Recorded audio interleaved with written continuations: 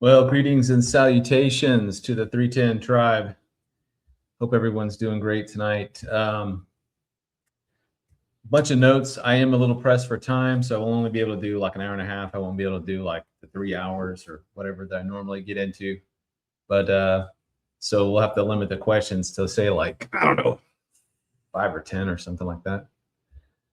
Anyways, good to see everybody on here. Ultra Watchman, Michelle, Carla, my mom, Brooke, Richard Browder, Pamela Lennick, Believers Bible Church, Pamela Roth, Ghoster, Donna, C3377, Ashley, hey Ashley, Dora, Barbara Sandoval, Pam College, Christine Campbell, Just a Bird, Hidden Harpazzo, Kelly Schultz, Coco Bear, Sir Pierce, Kelly, did I say Kelly? Kelly Schultz, and we should have Stacy, should be in. Can we fly soon? And I think she's here. She should be modded already. I think I took care of that. I think I fixed that. Vineyard 50, 19, David 61. Lisa, hey Lisa. I Carillion, Janie, Kathy, Elizabeth, Connie, Emma Marian. All right. Well, hello to everybody. Good evening.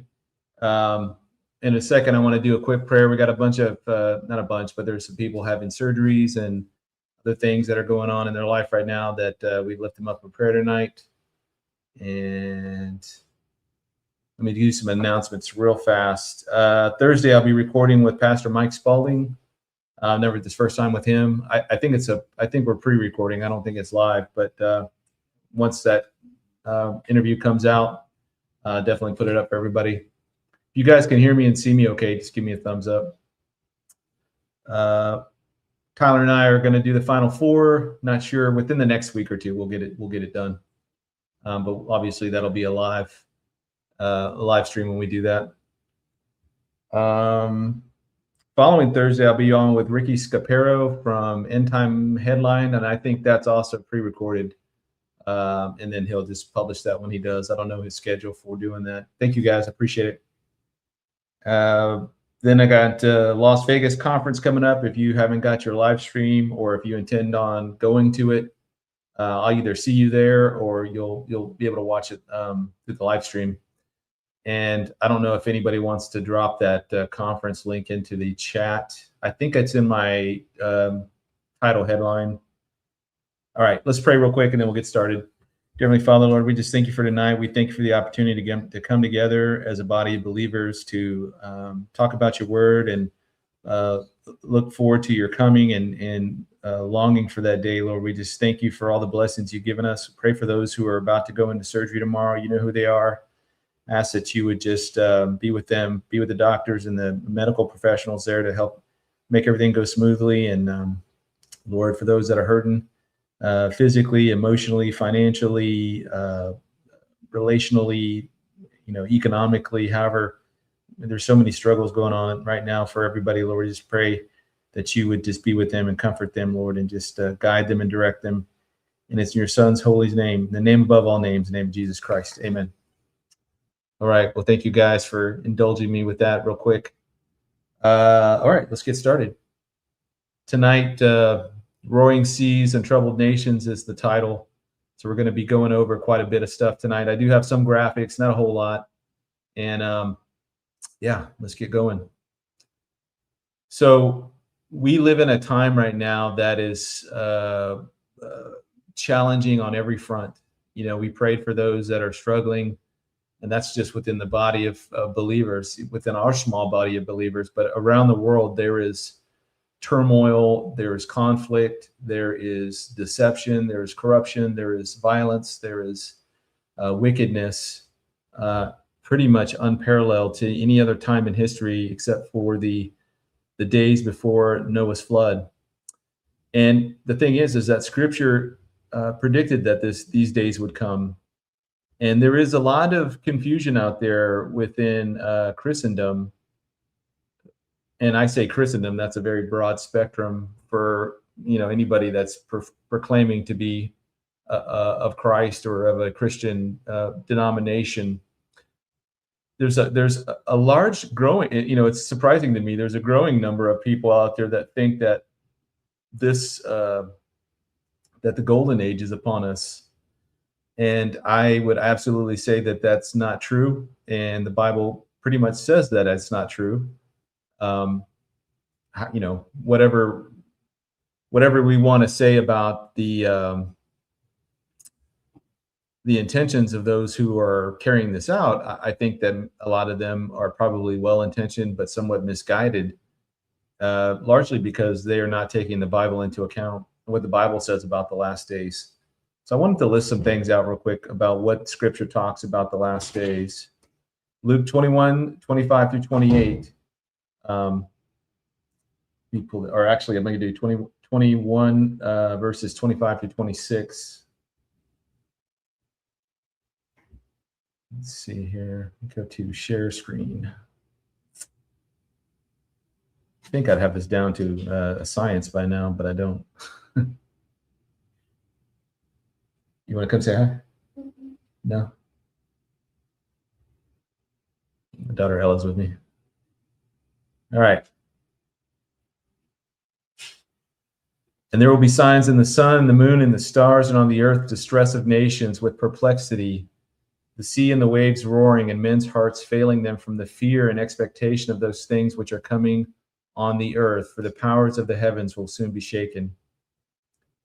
So, according to Scripture, there's going to be a time, and this is in Luke's version of the Olivet Discourse. So Matthew, Mark, and Luke are the synoptic gospels. They both contain a variation of the Olivet Discourse.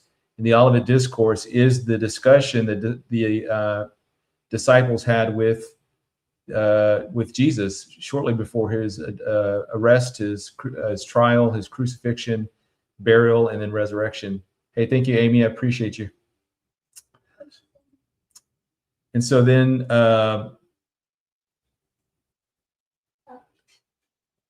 so that's going to set the context for tonight, right? There's going to be a lot of signs going on. There's going to be a lot of distress amongst the nations.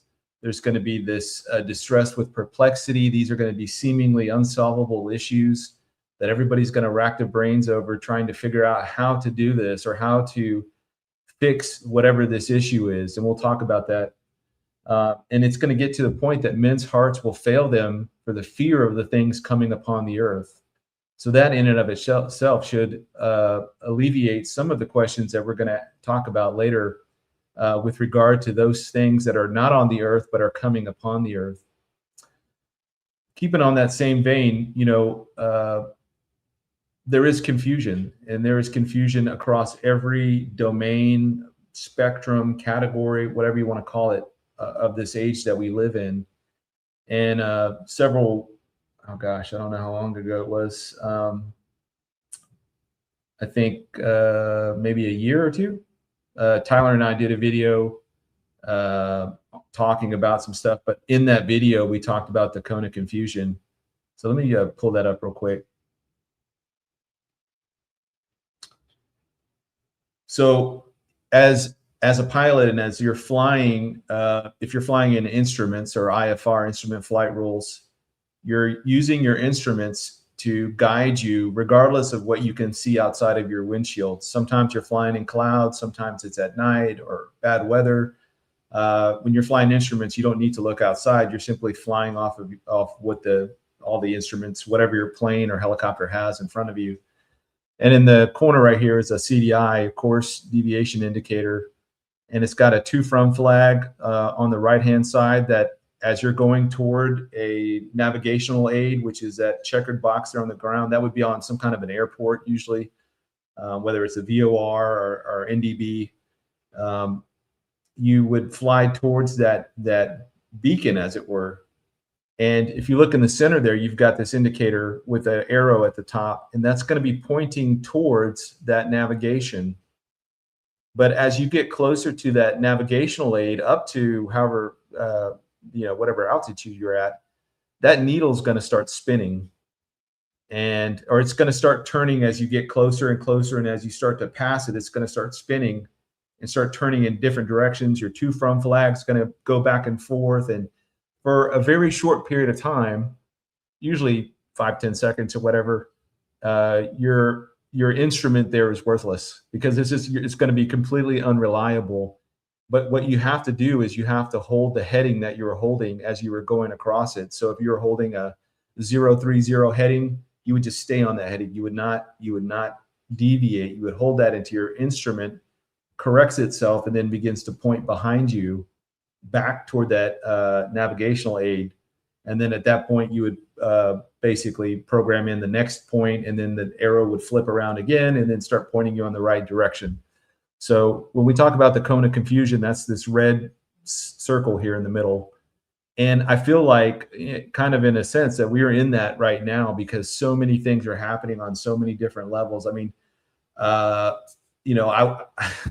every day we're like sending each other updates. When the Claudebot thing took off and the AIs had their own social media page, or even today, they ran Grok 4 over the Bible, and the Bible basically was a perfect historical, literary example of perfect human memory, like how humans actually remember things. And it went into all the details and the data for that. It's pretty cool how that happened. But you've got stuff coming in the atmosphere. You've got stuff, happening technologically, whether it's in quantum or it's in artificial intelligence, or, across the board. There's so many things happening. It's very difficult to keep up. And in fact, so much news and stuff is happening now. It's hard to even verify what is true and what isn't true. You have to get it kind of verified from 3 or 4 different sources. And even then, it's not a guarantee that that's an actual truth. We looked at, for example, the Ayatollah Khomeini, when he died. I mean, that had to be verified from a bunch of different ways. And my understanding was that initially the guy that was picked to replace the Ayatollah was also killed in that event. And then his son, Mochka, or whatever, however you say his name, Khomeini, was presumed to be alive but injured. Then they made him the third Ayatollah.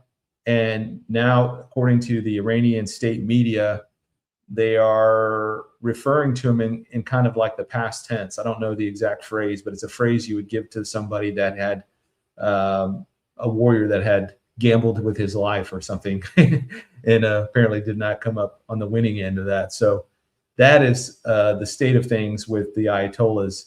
But even still, we don't know, right? Presumably a world leader, we have no idea if he's alive or dead.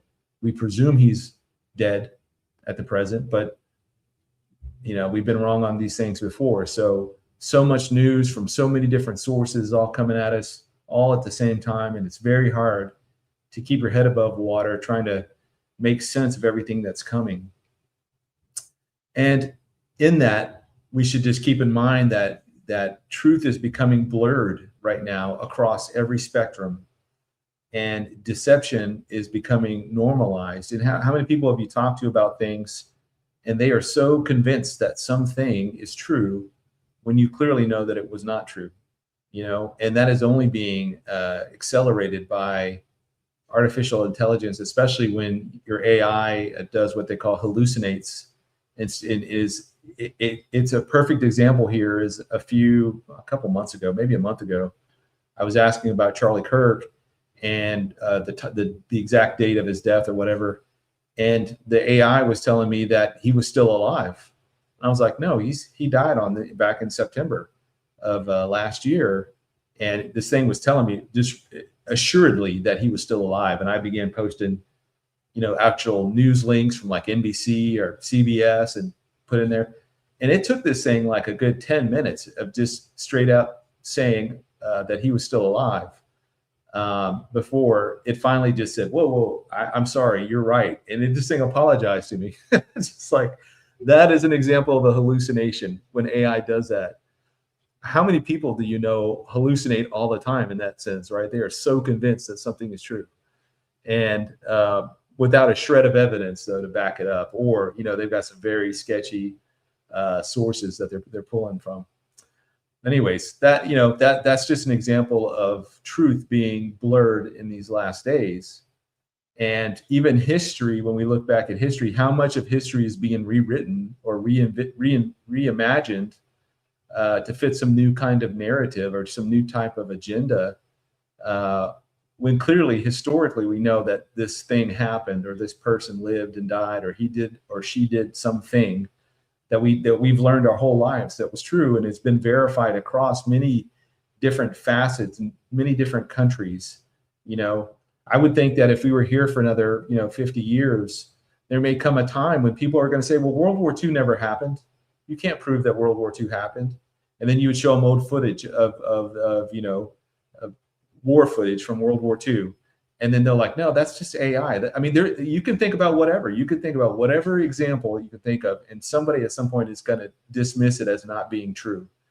And then that small little segment will explode into this massive crowd of people that all agree with this one person that this thing didn't happen, when you know clearly that it did happen. That may blend into a lot of what we call the Mandela effect, in a way. And I don't remember all the examples of the Mandela effect, but maybe you guys in the chat can get that. But yeah, so there was, it's like we're being gaslit by the universe in a way. That's what it feels like. All right, continue it on with the Olivet Discourse. I'm gonna go to Matthew's here, Matthew's account of this, Matthew 24, 4-8. And Jesus answered and said to them, take heed that no one deceives you, for many will come in my name, saying, quote, I am the Christ, and will deceive many. And you will hear of wars and rumors of wars. See that you are not troubled, for all these things must come to pass, but the end is not yet. For nation will rise against nation, and kingdom against kingdom, and there will be famines, pestilences, and earthquakes in various places. And all of these are the beginning of sorrows. So that phrase, the beginning of sorrows, we know is referencing the birth, right? Birth pangs. Some translation says birth pangs. But birth pangs come when, usually in the third trimester, when the woman is about to give birth to a child. And once those happen, they don't stop. They get more intense and more. They get strengthened. They become more intense, and they come quicker and faster and harder and faster and harder and faster. And then finally, the birthing event happens, right? So we are in the birth pangs now, and things are not going to let up. Just like I said last year about this year, and I said the year before about 2025, things are just going to keep getting weirder and more chaotic and more destabilized. And I want to talk about why some of that is happening from like a outside perspective looking in. But we should know that the scriptures say that things are going to continue to get worse and worse, and they are not going to get better. Paul in 2 Timothy 3:1 starts this whole chapter out by saying, in the last days, perilous times shall come. Men will be lovers of themselves, lovers of money, disobedient, unthankful, unholy. And he goes through this whole laundry list of grievances that mankind will begin to rack up against God and the prescribed way that we were supposed to live on this earth. And man is in complete and absolute and utter rebellion, and it's only going to get worse. Let's talk about political confusion, the blurring of authority, nations, and order. And I think before we go into that, I'm going to jump into this other diagram that I have here to show you kind of what, when I mention these terms and these phrases, this is kind of what they mean. And so let me get there real fast.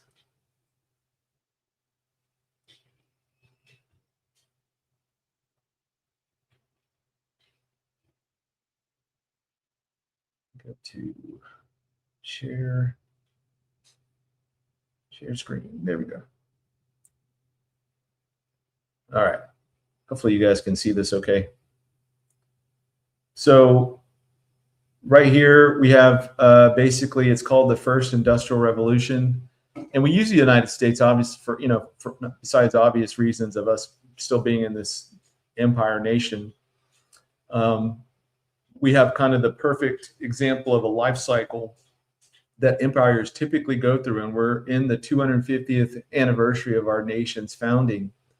But really, if you go back to, say, 1620, when the Pilgrims arrived there at Plymouth Rock, there was, we could start our nation from that time period, which would be about 400 and 26 years thereabouts. And, going forward, we became a nation in 1776. So, 150 plus years after the Pilgrims landed, we became a nation. But from the time we became a nation, we were in this era of what's called, first of all, we were in the Enlightenment era, which I don't even have listed in here, but we were in the first industrial revolution, which is largely, steam, water, basic rudimentary type tools that they began to harness, water, whether through a windmill or through some type of a dam or steam. And then, the onset with coal being introduced and used in various things to heat or for trains. But basically, the first industrial revolution went from about little bit before 1800, all the way up through about the end of the 19th century. So about 1890s, thereabouts, somewhere between the 1860s and 1890s, because a lot of these, even though it's not depicted here, they overlap each other quite a bit. The second industrial revolution, beginning somewhere around the 1860s and onward, saw the introduction of more and more steel use. Eventually, electricity became, they harnessed the power of electricity, and we began to create these power grids.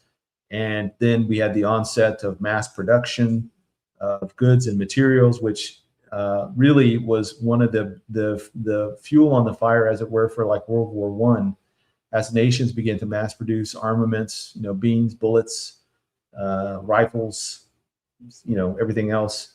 And they were able to do it rather quickly. And so a lot of the European nations began to build up their arms rather rapidly from 1900 all the way up until the onset of World War I.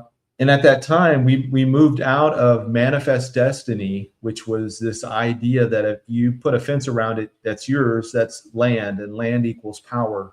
We saw basically the spreading of the United States from the 13 original colonies all the way west to the Pacific coast through the course of the 1800s. That would include the Louisiana Purchase, the acquiring of California, and the land that Spain had controlled, as well as Alaska, Hawaii, for all intents and purposes, even though they wouldn't become a state until the middle of the 20th century. And basically some places out into the Pacific, where we began to exert our need for a blue water navy. That meant that we needed a navy that could sail the oceans, and began to dominate, just like the Dutch and the Germans, or the Dutch and the British had, and the French and Spanish with their navies. And this is also during the time period where we forced China and Japan to open their ports and begin trading with the West. So there was a lot of need. We had already taken all the land that we were going to take, but now it began to spread out beyond our borders with the Blue Water Navy. And that basically went up until the time of the end of World War II, which was then beginning to go into the Third Industrial Revolution. The Third Industrial Revolution saw obviously the build upon of the First and Second Industrial Revolutions, but also you saw the introduction of automation, typewriters, very rudimentary computers. Just the processing power began to increase. The focus began to shift to more and more things that were electrical and increasingly becoming digital, although still rudimentary, really up until like the 1990s. And then, we had also during this time from World War II, the end of World War II, all the way up until just here this last year, we lived in this thing called the liberal rules-based order.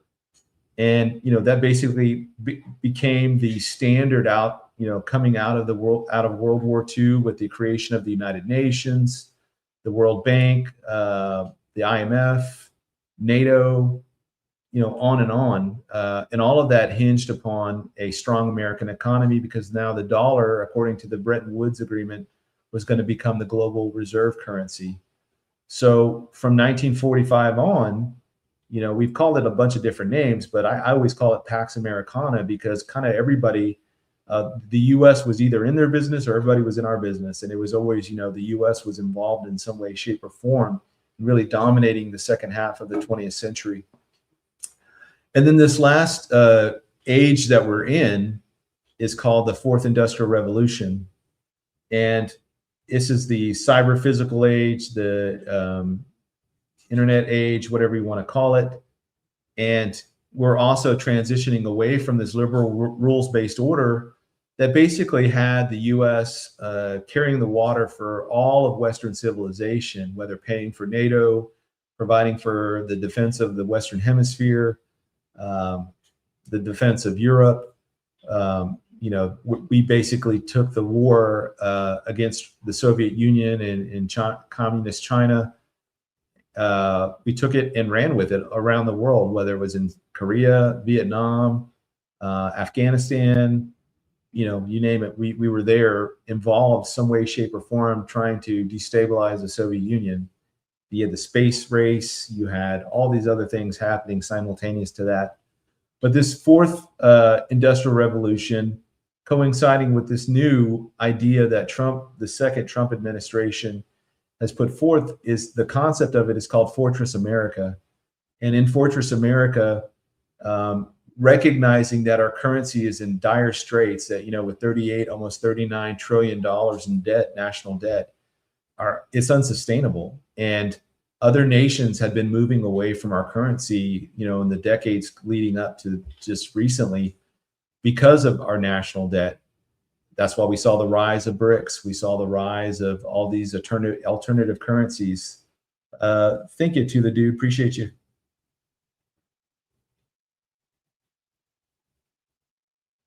I see your question. I'll answer that in a second. Where was I? Okay, Fortress America. It's moving away from the U.S. dollar and moving towards this thing called this AI stack. And the stack is dealing with the hardware, the AI, the software, and then the power generation or power storage or data storage. And we're selling that as a package together. And and everybody's going to be using this system, using our system, which means we control everything, which means that we still remain relevant as the world's most dominant nation. And we went from the rules-based order where we were a superpower, but we basically fought everything with both hands tied behind our back, and always never taking the win, never taking the absolute victory. Look at all the conflicts that we've been in the last half of the 20th century, whether it's Korea, Vietnam, Afghanistan, Iraq. Those weren't victories. Even though we could have won, we could have dominated, we could have won all of those, and we did win the battles for sure, but we lost the war in the long run because of politics, because of our popular opinion or public opinion, the media, so on and so forth. So we never had a great victory like we did at the end of World War II. And so this idea within Fortress America is that we're a superpower, we're going to start acting like a superpower. And I think we saw clear examples of that with the 12-day strike on Iran last summer, the capturing of Maduro, and now the absolute desolation of the IRGC Islamic regime there in Iran. I don't know how this is all going to shake out. I know that we can dominate the air and we can basically blow the IRGC and all of their weapons and all of their missiles and things that they have back into the proverbial Stone Ages. But Donald Trump would be hard pressed to go into a ground war where we put boots on the ground there. Now, I'm not saying it couldn't happen. I'm just saying that he's spoken out very strongly against doing anything like that. He's not going to come out and publicly say that because he doesn't want to limit himself publicly. And he doesn't also want to send that message to the IRGC to say that we won't absolutely put boots on the ground, even though I think 100% he has no plans on putting boots on the ground. What he does have in terms of boots on the ground is thousands of angry Kurds that are in the northwest corner of or northern Iraq getting ready, I think they've already launched into northwestern Iran to reclaim the territories that I guess had been taken from them centuries ago. So there are thousands of them fighters ready to go. I know the CIA has dropped weapons and vehicles and ammunition and everything else for them on these C-130s and just dropped them out there for them, armed them, gave them everything that, presumably we left behind with the Taliban. And so they are now actively moving into Iran. So the IRGC ground forces are now going to have to contend with that. And there may be other movements from within. I don't know if Mossad, CIA, or whoever is able to get weapons and intelligence and all that stuff to the resistance there in terms of the Iranian people that are protesting. And then again, I know that if you looked at Iran in the last couple of days, I mean, it looks like, World War III happened over there. I mean, everything is on fire. All their oil's leaking out. They've got, roads with the ditches are all on fire. It's very apocalyptic looking. It's insane. So that's where we are right now. And in terms of these little green boxes here, these are the turning points that Strauss and Howe came up with in the 90s, I believe, the 4th turning points. Very similar to generational thermodynamics in the sense that you have a 100-year period and you break that 100 years up into 25-year blocks to represent like a generation. And then you have the first turning, which is the high. Then you have the awakening, the unraveling, and then the crisis moment. So that's when we talk about the 4th turning point. We're in this crisis point where, for example, like my kids were born after 2001. My oldest born in 2006, and then the next one's 2011, 2013, 2014, So this is the only world they've ever known. They've only known the world that's very chaotic and things are, the lockdown with COVID, the wars going on, all this stuff. It just seems very chaotic and much more chaotic than when I grew up, in the 70s and the 80s, and many of you, before that as well. So we kind of remember the way the world used to be, and now the world has just been turned on its head, and it just seems insane. It seems so crazy that for them, for the generation, what generation are you? Alpha? Gen Z. This is all they've ever known. They've only ever known this. So, I use this example a lot, but I've gone into I remember going to the airports, and you could go all the way to the ramp where the people are getting off the plane and you're saying hello to whoever's getting off the plane. You could go all the way back there and do that. And now you can't. I mean, now you have to have a ticket. You got to get, metal detector or walk through the x-ray machine and all this kind of crazy stuff just to get onto a flight nowadays, much less going to pick somebody up that was getting off a plane. It's just night and day different from the way the world used to be.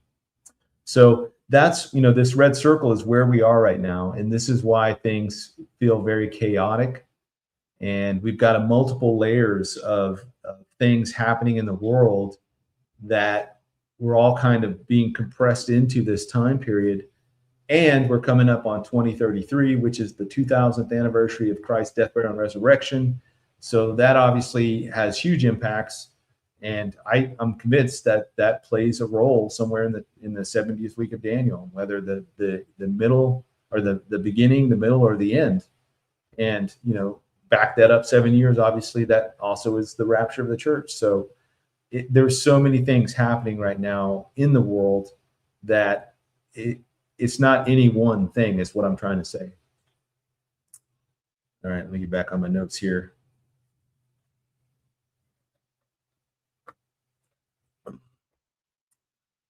So we talked about this being the age of confusion. We're talking about the political confusion, the global instability, shifting alliances, moving away from the liberal rules-based order to the 4th turning point, from Pax Americana to Fortress America, again, from globalism, which is part and parcel of this liberal rules-based order, back to this idea of populism and Westphalian sovereignty, as well as regional pragmatism. I think that this whole idea of the Monroe Doctrine or Monroe Doctrine, where the U.S. is the dominant superpower for the Western Hemisphere,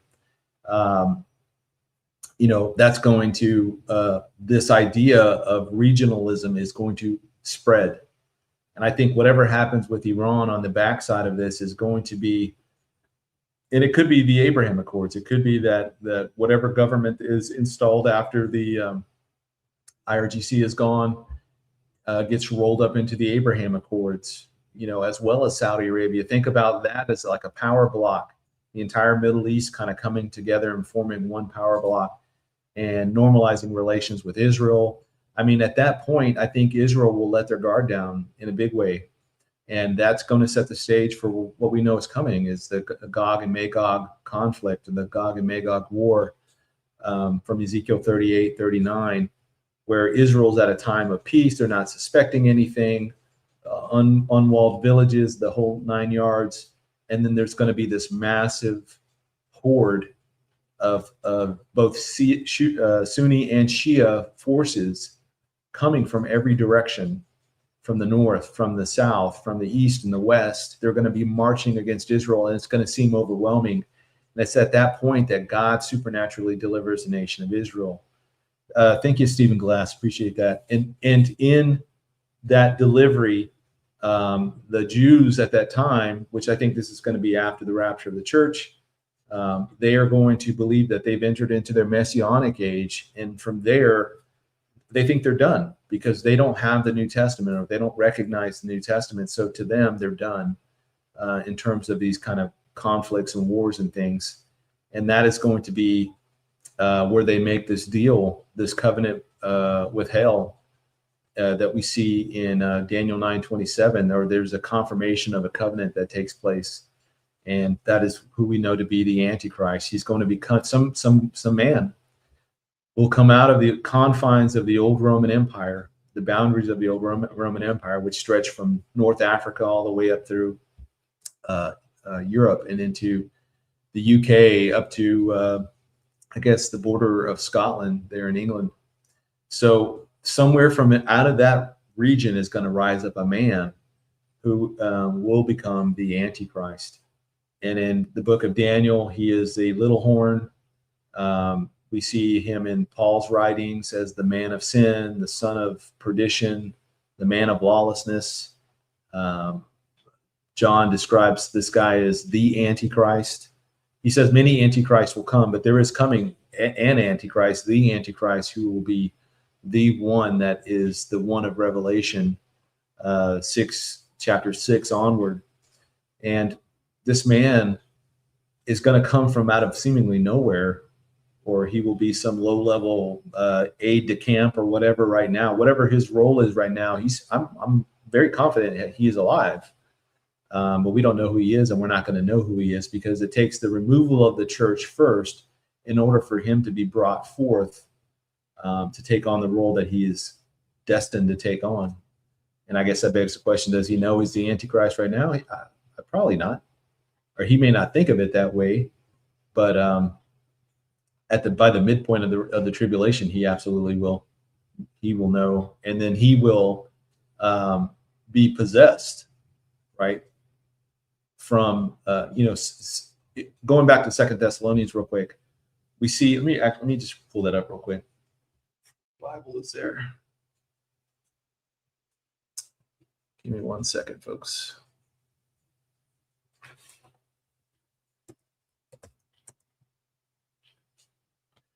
In 2 Thessalonians, he's described two different ways, and I think that this is both. It's him in both, but one is before and one is after. Man, I don't know what's up with Bible Gateway these days. It is taking forever to load. Is that just me, or do you guys have issues with it as well? It seems like Bible Gateway has gotten really slowed down, and I don't know if it's all the ads on there or what have you, but okay, this is in, let me share this. Oop, I didn't want to click that. Share screen.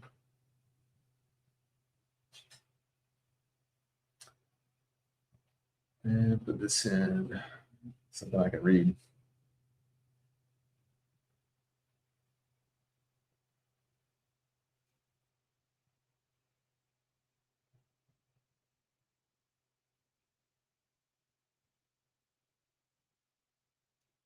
Here it is. Let no one deceive you by any means, for that day, the day of the Lord, will not come unless the falling away comes first, and the man of sin is revealed, the son of perdition.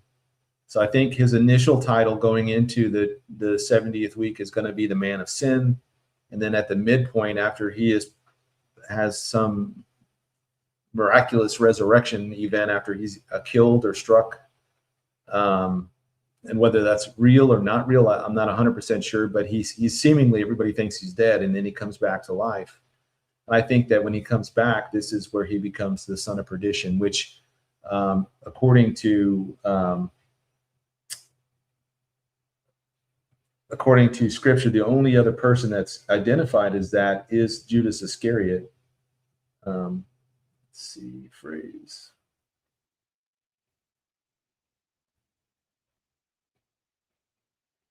Yeah, John 17:12. While I was with them in the world, I kept them in your name. Those whom you gave me, I have kept, and none of them was lost except the son of perdition, that the scripture might be fulfilled. He's talking about Judas Iscariot here.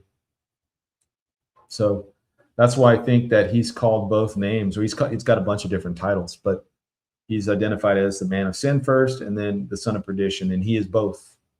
And it's depending on when you're looking at him, whether before he's killed or after he's killed. All right.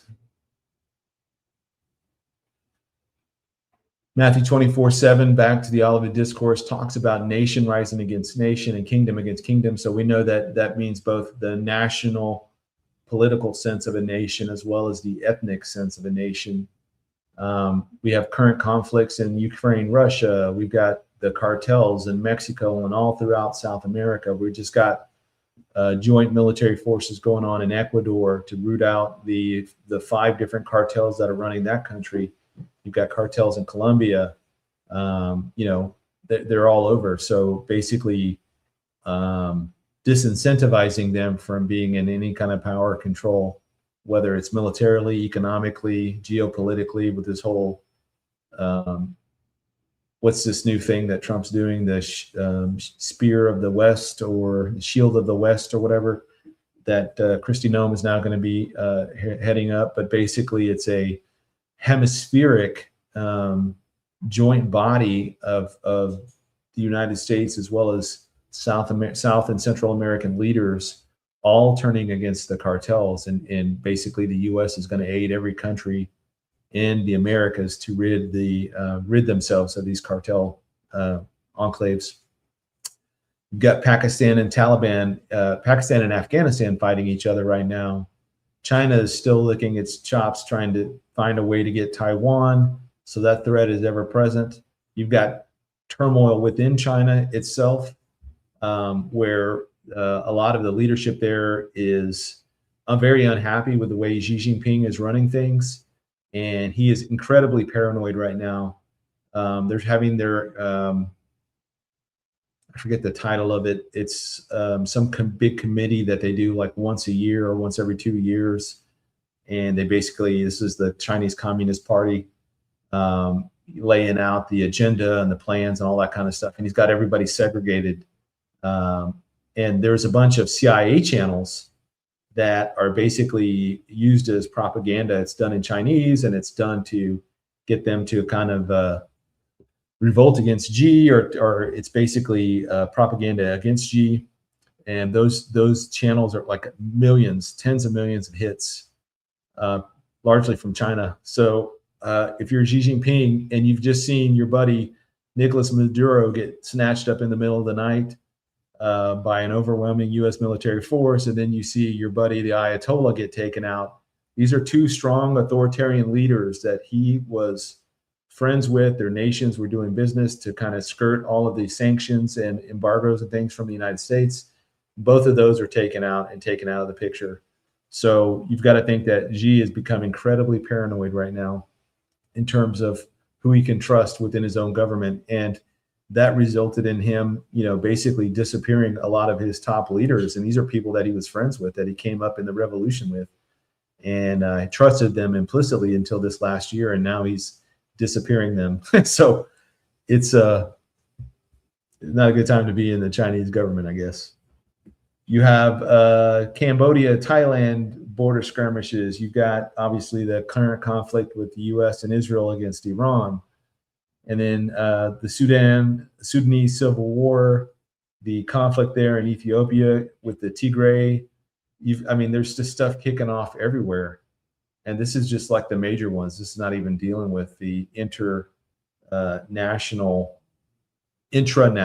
type of conflicts with the persecution of Christians by Muslim terrorist groups, the conflicts internal within Muslim groups fighting each other. There's just stuff kicking off everywhere right now. Not even dealing with the geopolitical disaffection that many countries have within themselves, that wanting to break away from each other. And I know some people think Canada won't split apart. They only needed 177,000 votes or signatures to do this referendum to vote for some type of a secession for Alberta, and they're saying, yeah, we'll get probably close to 1 million. So whatever is happening with Canada, it seems like just from all the different news channels and things I've watched about it, they're moving ahead with this secession talk. So I don't know how far that will go. I'm only going off of what I see, right? And what you guys can see on the news as well. At the same time, you have all of these military conflicts happening. You have the rise of centralized power. There's groups that are trying to centralize power, whether it's through the World Economic Forum or strengthening certain aspects of the United Nations. And there's different regional associations and groups starting to stand up and trying to exert some type of influence within their region, and as well as globally. BRICS. They call it the CRINC, which is China, Russia, Iran, and North Korea. You still have some of those players still sitting on the sidelines, like North Korea. We don't know what the role is going to be for them going forward, but presumably, whatever China decides to do with Taiwan, they're going to unleash North Korea onto South Korea, and that will create a separate theater of action, theater of conflict in the Pacific, if that does occur here in the not too distant future. With all of these conflicts, there's an increased calls for global governance, largely from like the United Nations and groups like that, because they want to empower themselves, right? Thank you, Carrie. I appreciate you. And they're using all of these crises in order to justify their need for strengthening global governance and strengthening all the apparatus that goes along with global governance. And that usually comes in the forms of like these treaties, the Paris Treaty, all these, Green New Deal, all of these different kinds of treaties that basically inhibit the sovereignty of whatever nation signs on to it. They are now subject to whatever this treaty says, which is why the U.S. has largely tried to stay out of these things and avoid these things, and why Trump got us out of the Paris Accord, or the Paris Agreement, whatever it was called, that Biden had got us into, or Obama, I guess, had got us into it. We got out, and then Biden got us back in, and then now we're back out of it. So that's going to increase the demands. All of these crises is going to increase the demands for artificial intelligence, which in and of itself becomes an existential crisis, becoming the new arms race of the 21st century. Quantum supremacy, same thing. Any nation that gets to that state first of either quantum supremacy or artificial superintelligence is going to dominate the planet. And it looks like right now, I mean, the U.S. is so powerful and we are so strong that the U.S.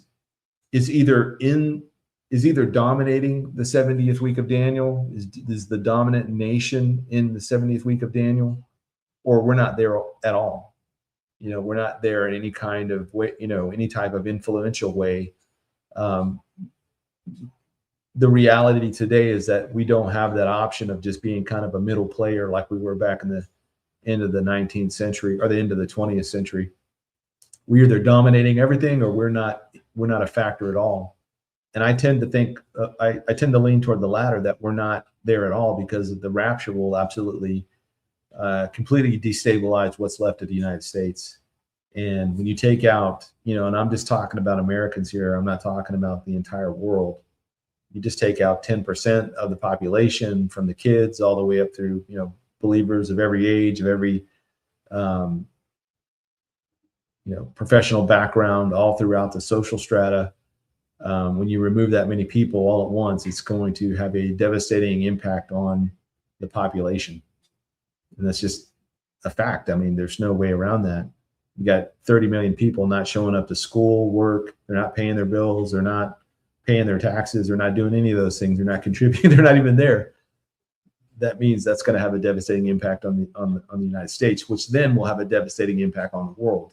The world order as we knew it, Fortress America, whatever you want to call it, will have collapsed. But what we're doing now is, I think, we are setting the stage for the final beast kingdom. We're building the infrastructure for the global power that's going to come immediately after us. And I think that's why I think Trump won a second term, or a third term, really. But what use with Satan? Let me just think about it this way: with Satan, doesn't know when the rapture is going to happen, but he does know it's very, very soon, which is why he's kind of ramped everything up towards 2030. Whether you're talking about the 2030 agenda, Great Reset, all those different terms that's been called, it's all centered around 2030. So certainly Satan is driving these people to meet this deadline, and he has, I think, zero purpose or use of a Democrat in power, because Democrats would not do what Trump has been doing. And, although Trump is doing it for good reasons, like shutting the border down, stopping the flow of human trafficking, stopping the flow of fentanyl and these other things, it's going to be hijacked or co-opted by the system that rises up after us, after the rapture. And that system is already going to be in place, and they're going to take that and run with it, right? It's like, the nation or the country that invented the bullet. Once that technology is discovered and we figure out how to make bullets, that country is inconsequential anymore, because now anybody can make bullets. Now take the infrastructure that we're building with artificial intelligence and the Golden Dome air defense systems, space-based laser systems, drones, clones, hive mind, artificial super intelligence, or the singularity. All of that stuff is being developed right now. And as I think Elon Musk correctly stated, we're already in the singularity. We're in the process of it right now. AGI already exists. And I don't know how connected this would be with, any outside systems or whatever, but I guarantee you that somebody has a system already. And that means that this system is now smarter than the smartest person on the planet in every category. And, the ASI factor would be smarter than all humans collectively, in any given category. And so you're pretty much already there inside. The singularity is happening when you reach that point. We have terrorism. Obviously the bulk of that has been Islamic terrorism, although there are increasing factions that are strictly ideological or political, whether you're talking about Antifa or all the various groups out there, cartels, political freedom fighters, like they're the Kurds in Turkey, I think we classify them as a terrorist organization to appease Turkey, but they've been a thorn in Turkey's side for forever. And, so there's different groups out there now that are rising up, and they're feeling emboldened in this time because so much grand action is taking place. When you see the protesters in Iran start protesting against the regime back in, say, November, December timeframe, that inspired peoples from around the world that are also feeling oppressed and feeling like their rights and liberties are trampled down by their government, wherever they are. And they begin to express these same ideations and want to come out and do these things. And so that's why governments clamp down so hard on these type of things. You think back to January 6th. I mean, they did not want a repeat of that. So they made examples of everybody that participated and scared the heck out of, just average Americans that happened to be there that day and really weren't participating in it. They were just, chanting and, peacefully protesting, but they were wrapped up in this whole event where a few crazies get out of control. And now the whole group is then targeted. And if your cell phone happened to, ping off some tower in DC on that day, and you're of a political persuasion that is not Democrat, you probably would have gotten a visit or a call from the FBI or some other group wanting to know, begin to interrogate you or intimidate you. I've known several people that's happened to, that weren't participating in any of the protests. They just were there in the city that day. So governments are terrified of this, which is why they wanted to make an example out of those folks. Same thing in Canada. The Canadian truckers, when they were protesting and they got their bank accounts frozen by the government. Thank you, Elizabeth. Appreciate you. They fear that governments, especially corrupt governments, fear that more than anything in the world.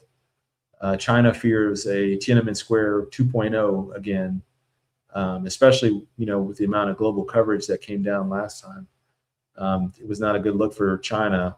And unfortunately, we had some very corrupt politicians, i.e. the Clintons, who then turned around and made China the most favored nation status, gave them that type of crown, and then we basically paid for them to create this massive army to fight us. So we could thank the Clintons for that, on top of everything else they've done. We've got weaponized immigration, unchecked immigration, or really it's weaponized immigration. It's where globalists are empowering and paying for these NGOs to encourage people as well as politicians to keep the borders open and basically destabilize all the industrialized nations so they basically collapse. And cloud and pivot strategy, where you overwhelm the system with so many people coming in, immediately getting on welfare, immediately getting on food stamps, and they're not even citizens, and they're draining the coffers that were saved for citizens, and not just in the United States, but basically in all the Western nations.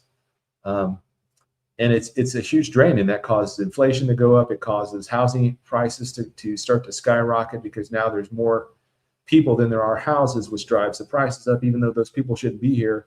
So this is an artificial inflation. And then on top of that, wages start to drop because now there's more workers than there are jobs.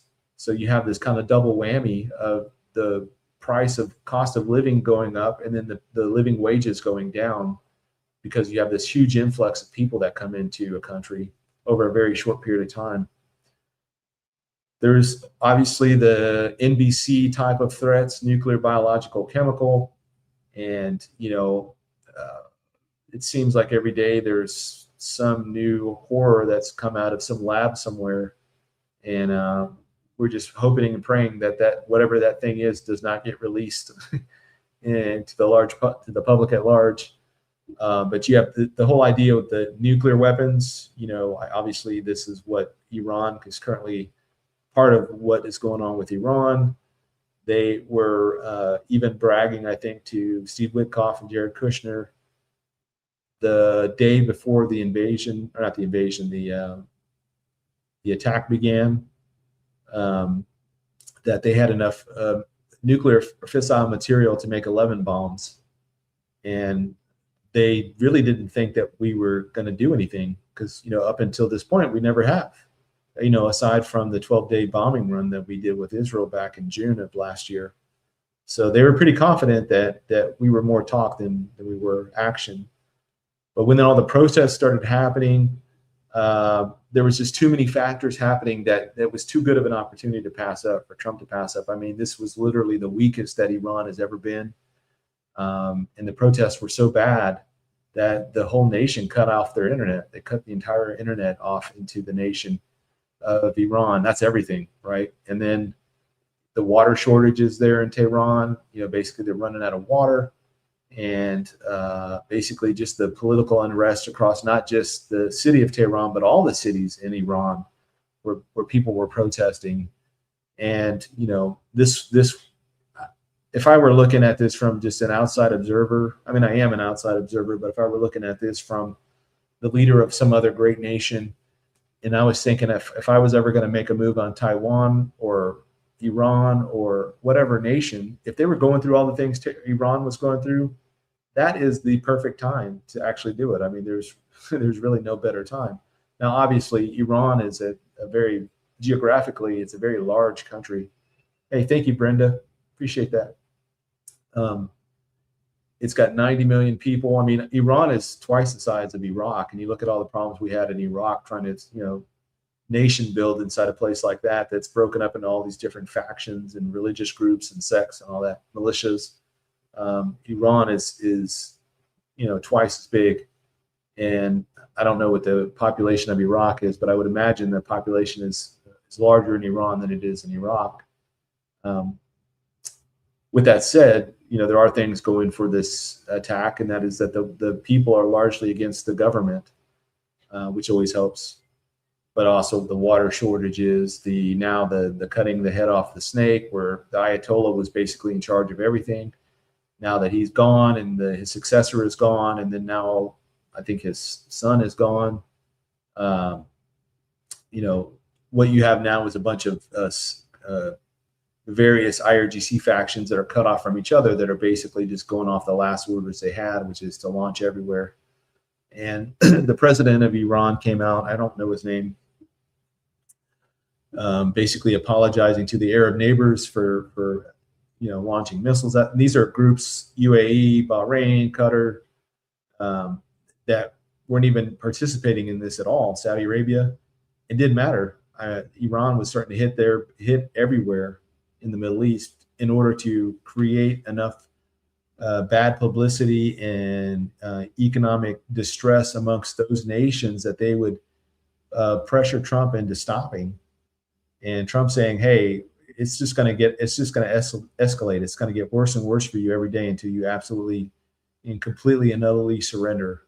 So, and it also backfired on the Iranians because now it just made all their neighbors mad. So all their neighbors are getting involved now, whereas before they hadn't been. So you've got that stuff going on. You've got space.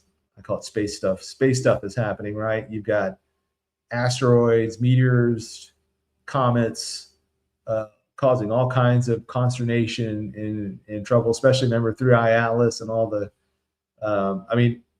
to be honest, 3i Atlas was very weird. And people are still talking about its movements moving out of our solar system, not doing what normal comets do or whatever it was. But then you have this whole thing with disclosure, with aliens, air quotes there, that's supposed to be coming out this summer, plus all the stuff that's been slow leaked out, from months before until today, where just more and more stuff is being released. And it's, I think two things have come out of this whole thing that I think is interesting. One is that we have almost, I want to say, verified proof that Lockheed Martin, Skunk Works, those groups have gotten their hands on some type of technology, possibly from Roswell, maybe from some other incidents that are classified to like the Umbra level. There is 3 or 4, I think it's on my phone. I don't know if I saved it on my computer or not.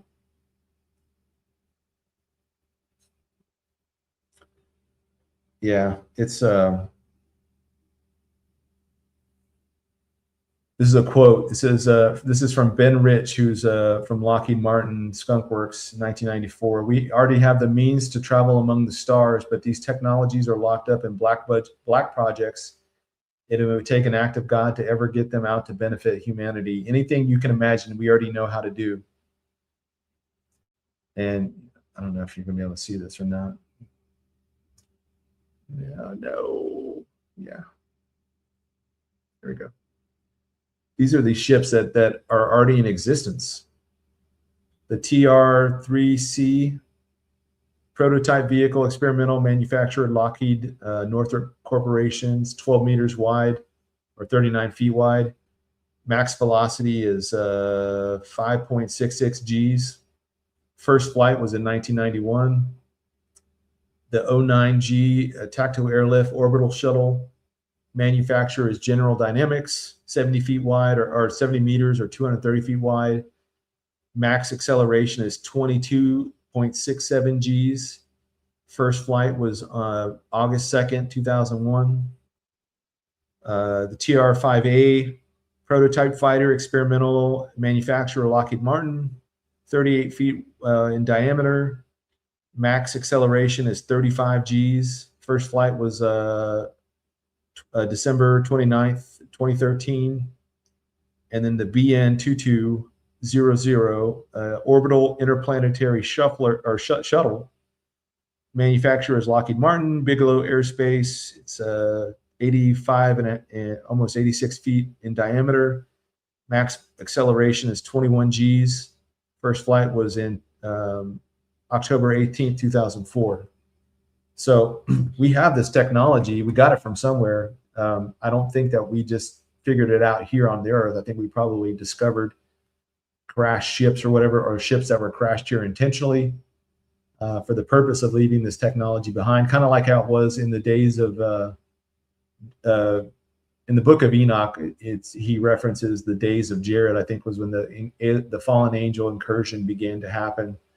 But they began to teach mankind how to make weapons out of metals, how to shape and form metals, taught the women how to make makeup, how to use potions, charms, and that kind of stuff.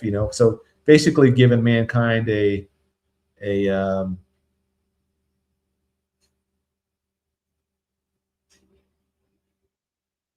want to say generational, but I think the term is maybe it's generational leapfrogging, in terms of technology and the means and the know-how to do things that they shouldn't have learned for much, much later on.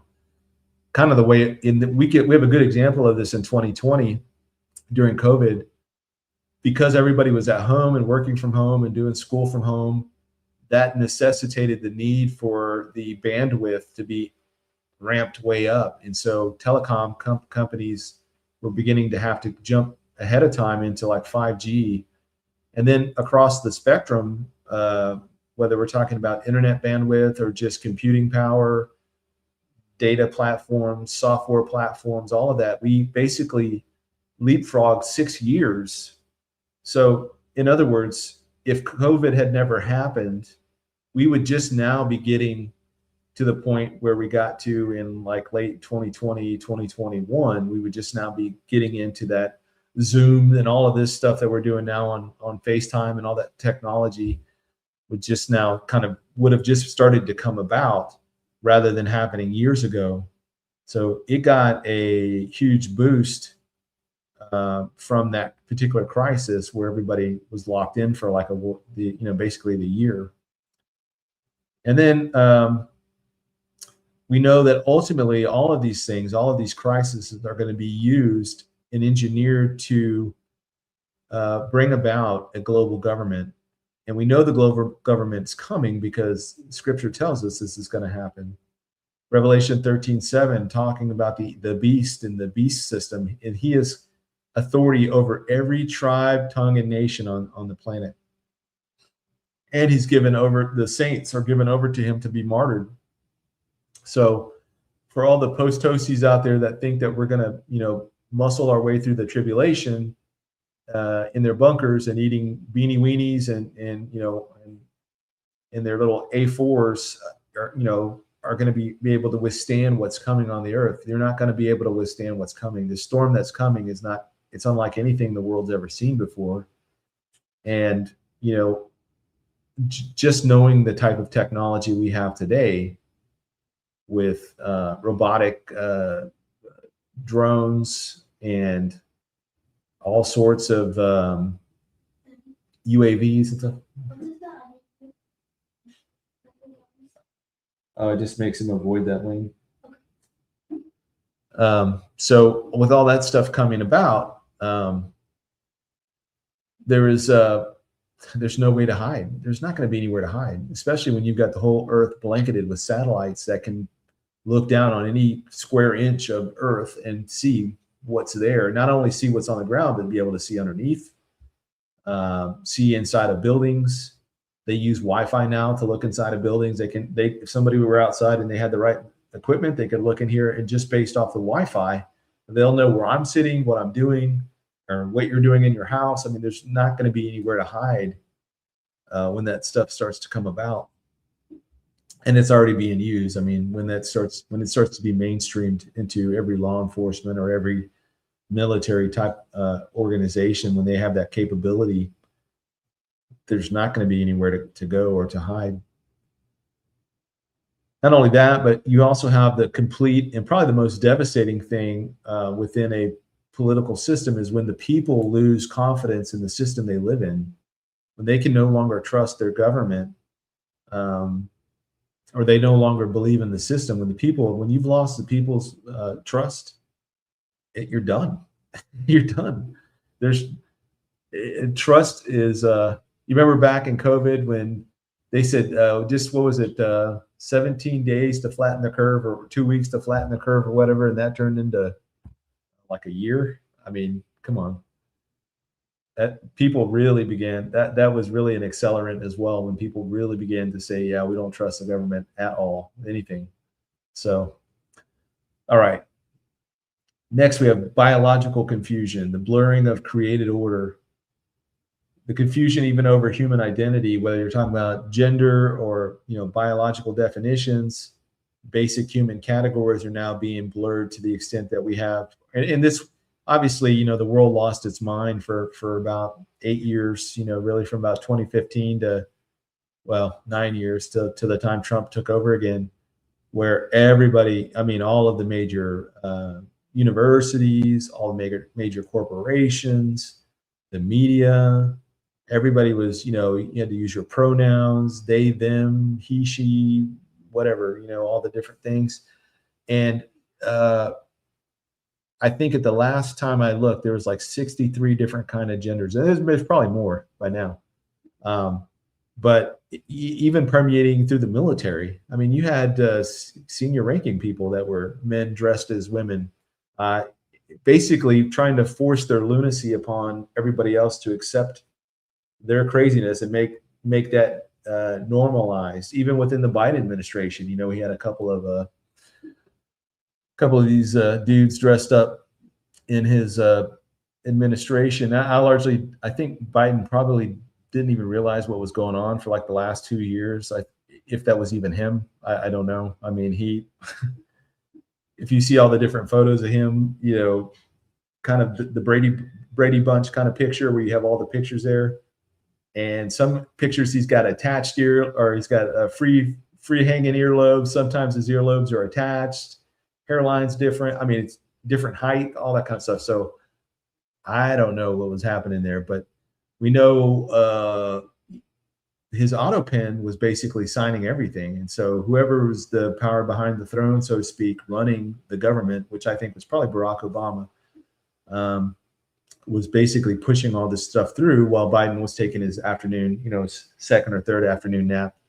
So it's hard to say, because we don't know definitively, but we know that the current administration is beginning to go back and take out the last administration for all the stuff they did to him.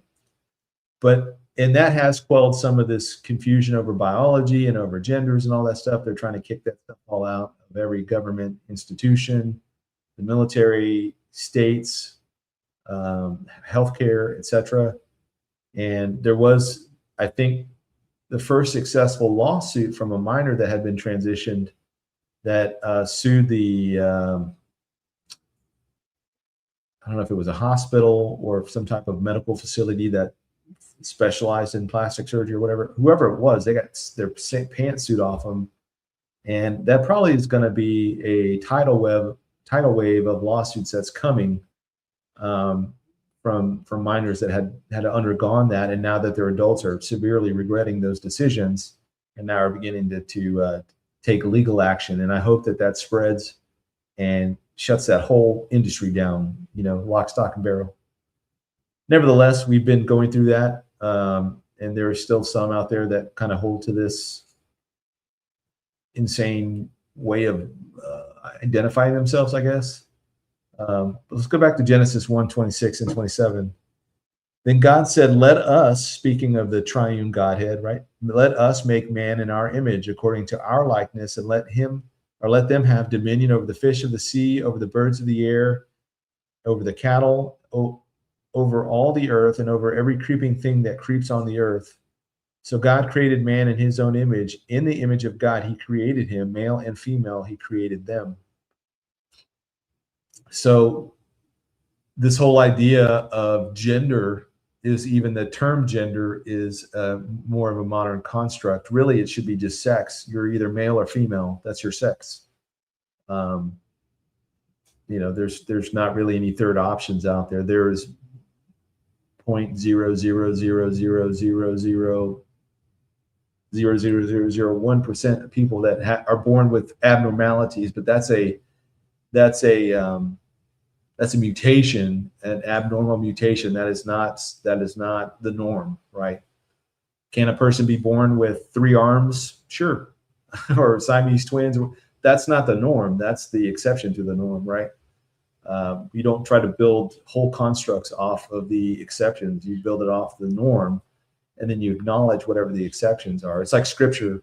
You interpret the important things, the important doctrines from clear passages, not from obscure passages. You use the clear passage to interpret the obscure passages because of the precepts and the concepts that they set forth, like salvation by grace through faith. The technological manipulation of life, we've got everything from genetic manipulation to all of these agendas pushing transhumanism, trying to blur the line between human and non-human via technology. There's also like these anti-aging movements where people are beginning to genetically experiment on human longevity, how long you can live. And they want to make the new standard age for people to be 150 years, which is funny because for so long, many people had, I'm talking about universities, scientists, science just in general, academia, had laughed and scoffed at the idea that's put forth in Genesis, in the early chapters of Genesis, primarily Genesis 4 or Genesis 5, where people's lifespans are described in centuries. And it wasn't even until just very recently, after 2001, that we begin to understand that humans can live for centuries. It's all of the corruption that we inherited genetically, generation after generation. So my great grandfather could have had some kind of disease that's passed on genetically, and it skips a generation or it skips 2 generations. But then it gets to whatever generation that is from him, and then it adds something else to it, or there's some other type of thing added to it. And by the time it comes to me, it's some catastrophic thing, right? So we are now at the tail end of all the genetic inheritances we've gotten from our ancestors. So, hypothetically, let's just say that the Lord wasn't going to return for another 100 years. I think unless there was some massive course correction with the human genome, we would be in some very bad shape, especially here in the last 20 years, where you've got things like microplastics, all the different kind of chemicals and stuff they've been putting in food and colors, food colors and things like yellow number 5, red number 3. All of these things are basically petroleum products that we're using to coat our corn chips, and not even that, but you have what is that really bad stuff they put in food? It's in everything.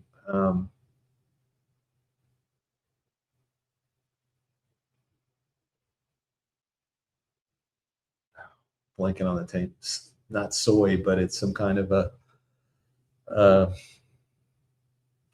blanking on it. Bugs. MSG. Not MSG, but similar to MSG. Heavy metals in the air. Haggis, glyphosate. No. Tofu, no.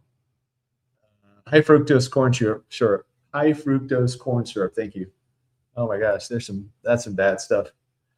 Um, Blue 49, yeah. Polysorbate 80, all this stuff. I mean, even if the Lord wasn't going to return in 50 years, I mean, genetically speaking, we are a dumpster fire genetically. I mean, it's so bad right now. And you know, I don't think we could go much longer without some type of massive course correction in the human genome. There's so much stuff floating in the air. And you know, what's funny to me is that we don't even know, you know, as I was talking about earlier about the bandwidth, you know, how it keeps getting stronger. It had to get stronger and stronger and stronger. We don't even know the long-term ramifications of Wi-Fi.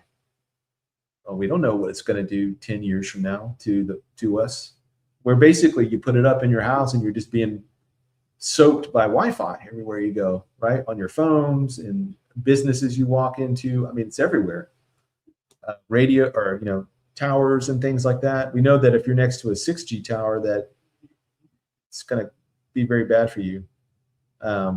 This whole video is going to get banned, I bet. Watch. Just hitting on every. Oh my gosh. Download this video while you can, because it's probably not going to be able to. All right. Let's see. The parallel warning to this, we see this in Daniel 2:43, is that they shall mingle themselves with the seed of men. Now that phrase has perplexed the student and the teacher alike for millennia. And there's, I guess, a couple of different ways you can look at it. One is that it's a technological intermingling, right? That they began to put things in the human body. In fact, they just came up with a, let me see if I can find it. This is crazy. Now, I've been familiar with this for a while because I was looking at the phrase wetware was initially used. Here we go. Was initially used for fungus. They used fungus in these computer experiments. Oops. There we go. And they would put like a little maze, you know, like this little plexiglass maze, and they would put some type of a nutrient in the middle, and then they would put the fungus around the side of it, and they would keep it in this environment to where it would grow, and then it would begin to grow towards where that nutrient was, like a, you know, a little sugar water or whatever was in the middle of that, and then it would begin to move the most efficient way that it could to get to this nutrient. So then they would take these plexiglass types things, mazes, if you will, and they would do this in the shape of a city. And then they would put the nutrient in the heart of the city, you know, like a map underneath this plexiglass maze. And they would see which way this thing would go. And so they would start mapping out the most efficient means of moving and using that as kind of a blueprint. So let me see. Here, let me show you this.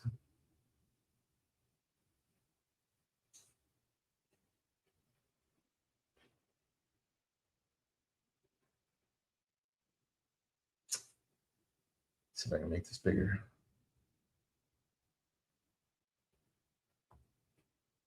It says, scientists are now running computers on lab-grown human brain cells, real neurons growing on silicon chips. Companies like Cortical Labs are building the biocomputers using tiny brain organoids derived from stem cells.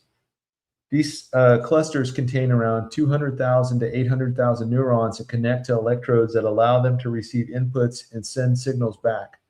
And they can already learn. Researchers have trained them to play simple games like Pong by responding to electrical feedback. And the wild part is the efficiency. A human brain runs on about 20 watts of energy. Modern AI data centers consume megawatts. That massive energy gap is pushing scientists to explore biological computing. And Cortical Labs has already launched a commercial system called CL1. Now, this system here, got a super boost because it went from playing Pong to now it's playing this game called Doom. Doom is a video game I played growing up, and this is being run off of those cells, these living cells that are brain connected to electrodes, whatever. And dude, this is wild stuff. Okay, so all that to say is that I think we can see where this is going. We know Scripture talks about the mark of the beast is going to be some type of biological technology. It's inserted onto the human skin or under the human skin, and it seems to do something to us, or not to us, but to the people that take it, that changes them fundamentally.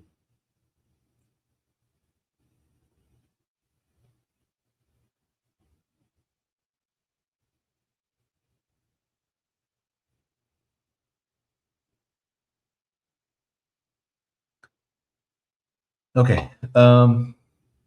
That's the first option, is that some type of technological introduction into the human race that could very well be from the mark of the beast itself. The other way is that it could be some type of Genesis 6 type incursion, where now these things show up a second time, not as giants, but now as the space gods or space astronauts, whatever. And I'm not saying that they would, they're going to try and do what they did in Genesis 6, try and change the human genome for good, in the carnal sense of the word. But it could be some new type of technology they introduced to mankind after the rapture that is supposed to enlighten mankind, or it's, they may be the ones that help push the mark of the beast forward, and that becomes like the linchpin for their whole agenda. It could be nations that are mingling together. That seems to be the most unlikely sense of it, where you have strong nations and weak nations, because it's talking about mingling with the seed of men. That seems to take it back down, away from the national level, down to like the human biological level. So it's either some type of technological intermingling or fallen angel intermingling of some sort. All right. Obviously, we have the fear-driven biological crises. We just went through one in 2020, but before that, we had swine flu, avian flu, MERS,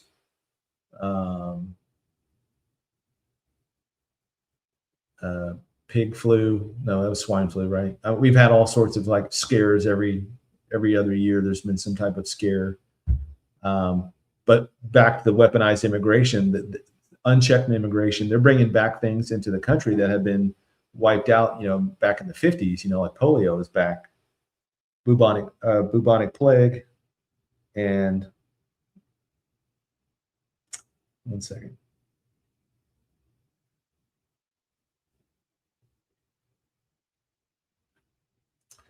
And so there's all those types of things. Largely, a lot of those things are manufactured by governments, by the Chinese government, funded by the U.S., or by the U.S. government, by the Russians. There's any number of scientific labs out there in the world that are creating pretty horrific things that we hope never escapes the confines of their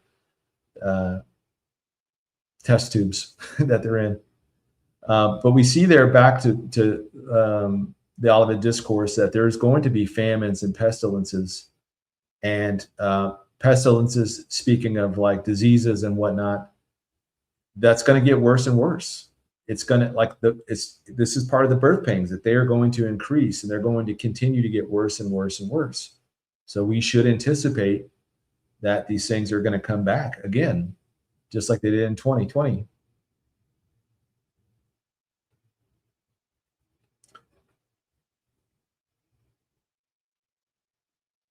All right. Lastly, we got this ideological confusion, the war over what is truth. And, beginning at the end of the 19th century, where you have, you're in the age of enlightenment, right? So right after the age of enlightenment, the age of reasoning is what I meant to say. And in this time period, you have things like Charles Lyell's uniformitarianism, where he posited that the Earth has to be billions, or not billions, but millions of years old, and that there is the gradualism, instead of gradualism being the opposite of catastrophism, where rapid changes happen because of some type of catastrophe, and that changes everything, like the global flood, for example.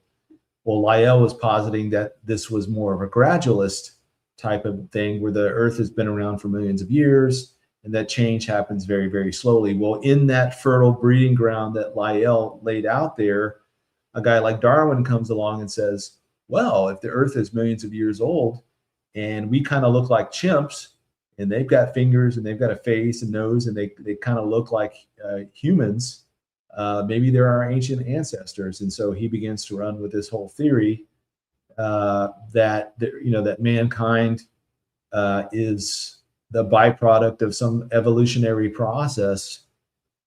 From the earliest ages of the Earth, we were some type of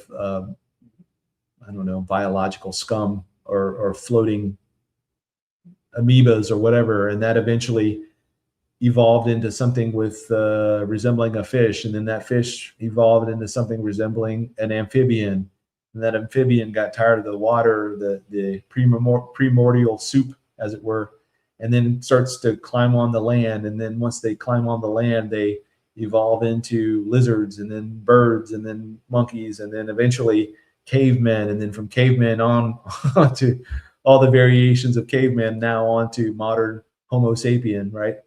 The idea, not necessarily from Darwin, but from Satan, is that he's trying to reinforce this whole idea onto mankind that you are not special, you are an accident. When I say you, I mean we. Mankind is an accident, that we're just a freak accident of nature. Where then the Big Bang comes in. Well, where do you start the whole creation? It was an accident. Something. There was nothing, and then nothing exploded, and then out of that nothing came everything, right? And so we just increasingly became more and more complex, and more orderly, and more structured, and the laws of physics and all that kind of stuff just naturally evolved into what it is. Laws of gravity and whatnot. So we know that scientifically that's not how things work. We have Newton's laws, and I think the second law of thermodynamics is the law of entropy, that given time, everything goes back to zero. Everything flatlines out again, and everything goes from complex to less and less complex, and basically breaks down into whatever its simplified form is.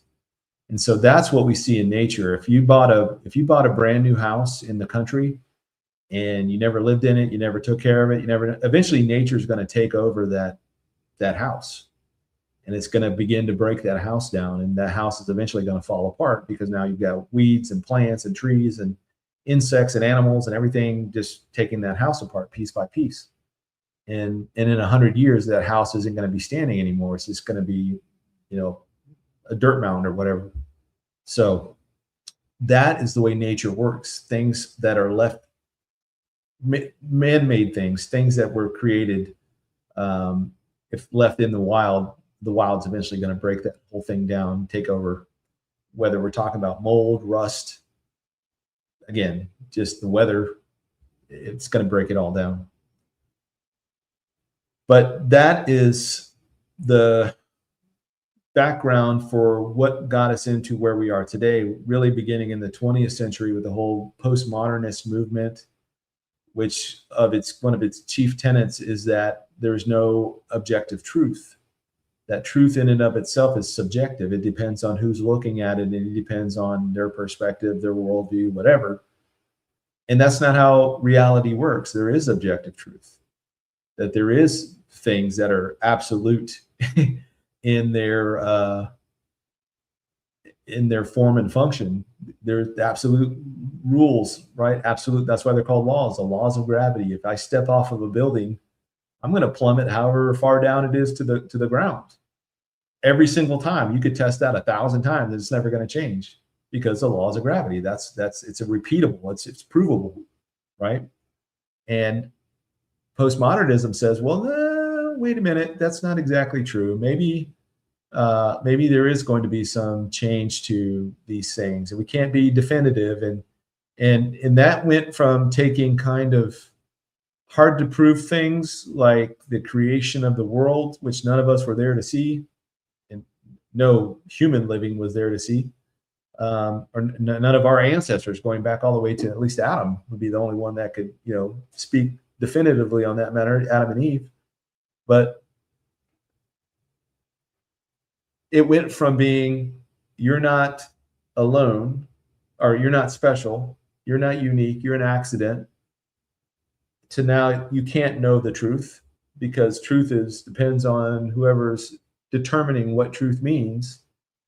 That spread throughout academia, that spread through the seminaries, that comes out of Marxism, because they use that as a tool to dumb down the masses and also to divide the masses. And then they begin to create hierarchies of victimhood.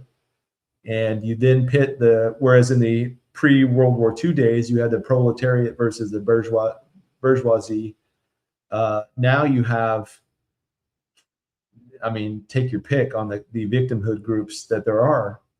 And then wherever you are on that victimhood pyramid, if you're at the very tippy top, you're transgendered, Native American, disabled, whatever.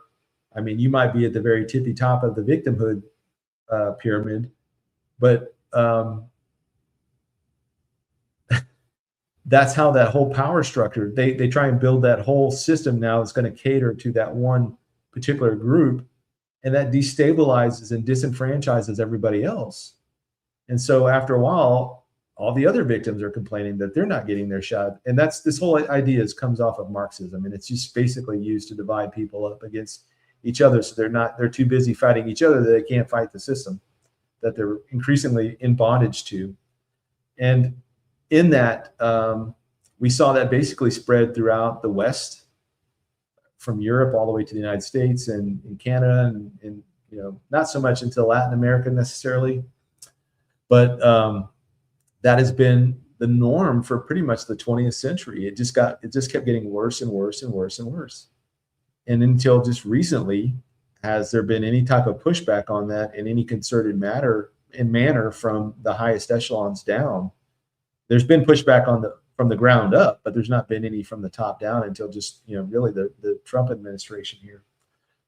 And I'm not saying that everything Trump is doing is right. There's a lot of things that I think he's doing that is actually just building the beast system. But while we're here and while we have to live under this system, I prefer to live under that system than under Kamala Harris or Waltz, or, pick a Democrat, or even a Rhino for that matter, where they're just going to keep things going the way they were, and it was getting worse and worse and worse. And there's just no escaping from that when it's permeating every facet of life. You just, that's the way it was for like the last 10 years. It felt like it was just everywhere you went, everywhere you looked, there was some hard left progressive agenda being crammed down your throat, and you're being forced to accept it as if it were rock solid truth. And, obviously we know that agenda, that whole thing is not sustainable. It's not sustainable because it's not based in reality. So people are waking up. Yeah, hopefully they do. I think people will begin waking up in 2020, in large part. There was a lot of us that were awake long before that, but, I think the people, not just Americans, this is around the world, especially when all the lockdowns and all the draconian measures were put in place by various governments, state governments, as well as, federal and national governments. In China, it ruined that generation. And the young generation are like, we are not even remotely interested in helping China become a great nation at all. They quit marrying, they quit having kids. They are doing the very bare minimum at work. bare minimum at school. They are not contributing in any way. They don't want to contribute at all to the government until it changes. So, I mean, that's just kind of indicative of this newest generation, especially in places like China, where it's been so draconian for so long. They have nothing to live for. So they're like, let it rot is the phrase that they say in Chinese. I believe it's Bailan. Not only is the political truth become so distorted and perverted, but then you have artificial intelligence and the technological side of this, where a couple of years ago it was kind of a joke, because if you saw a picture made by AI, it was pretty easy to tell the humans in there, because they would have 86 teeth, or they'd have too many fingers, or there's always something wrong with them. But now it's getting to the point where you can't even tell the videos fake from real, because that's how fast and how powerful this is moved up in terms of computing power, or compute power. Mass deception amplified through culture and media. I mean, I think that who was it? Maybe G.K. Chesterton or Teddy Roosevelt, one of the two guys, said that a lie can spread around the world before the truth even gets its shoes on, and that was 120 something years ago. Think about where it is today with social media, with internet everywhere. I mean, it's going to get to the point where I do think that this is going to become a growing crisis, where AI is becoming so real that the government's going to have to do something to squash this whole thing. And how they go about doing it, I'm not entirely sure. We know the Biden administration, they tried to create a ministry of truth. I don't think Trump administration is going to create a ministry of truth. But there could be some type of legislation that comes out that gets signed into law that basically says, if a product is made by AI, it has to be labeled as AI, or else, you're fined X whatever. But you're still going to have those groups that are out there making these videos. And right now, the biggest critics against this is the movie industry, because people are now able to put in, type in scripts on a AI platform and make whole fighting scene. There's a famous fighting sequence right now between Tom Cruise and Brad Pitt. It's a total AI, but it looks real. I mean, it looks as good as a movie, and it's got the movie industry terrified that they're about to go out of business. And think about all the movies you wanted to watch. If you're into superheroes, for example, and you wanted Superman to fight, he's in DC Comics, and you want him to fight the Avengers, which is in Marvel Comics, two different worlds, right? They don't exist in each other's worlds. You can make a movie that does that, and you can have them fight all your favorite characters and do whatever it is. It completely independent of Marvel Studios or DC Studios or Warner Brothers or any of these other groups. And it's got them terrified that their whole industry is about to go up in flames.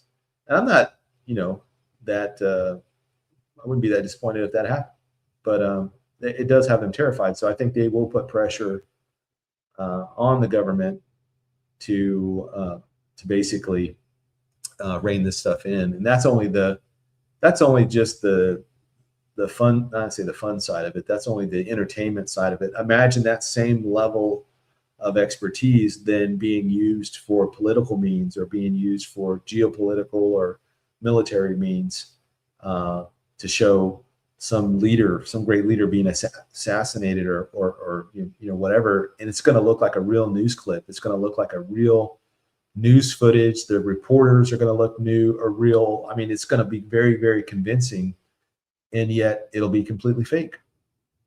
And that may be what happens to the Antichrist, at some point in the midpoint. I mean, if it's a real assassination attempt, where he's really seemingly dead, or it could be kind of this complete deep fake where the whole world thinks that it happened, but something else is going on behind the scenes that's not exactly the same thing. So,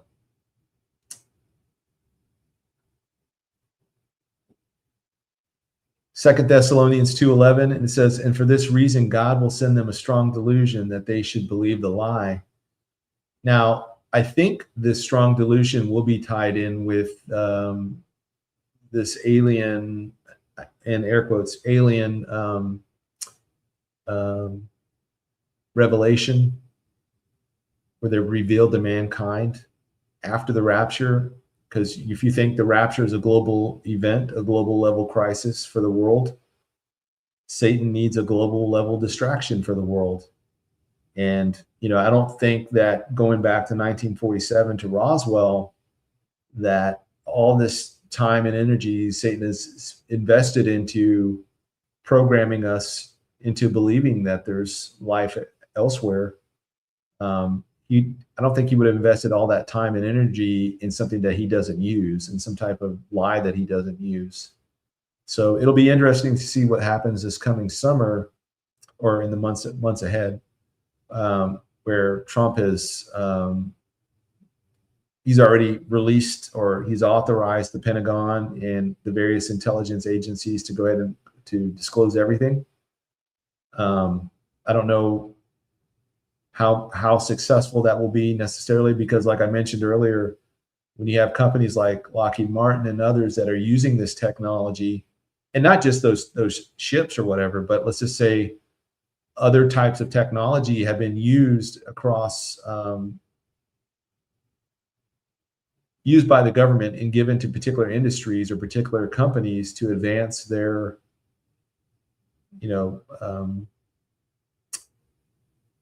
business model, whether it's a product like, let's just say they invented, or we got Velcro, for example, from some extraterrestrial, interdimensional, whatever being thing.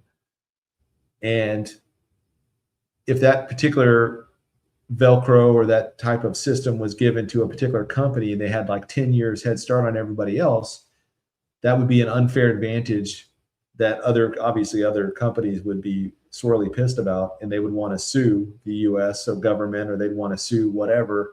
It has a huge cascading effect of what could go wrong from a financial sense. And the Velcro, for example, I think that was created by DARPA or ARPA at the time for the space program.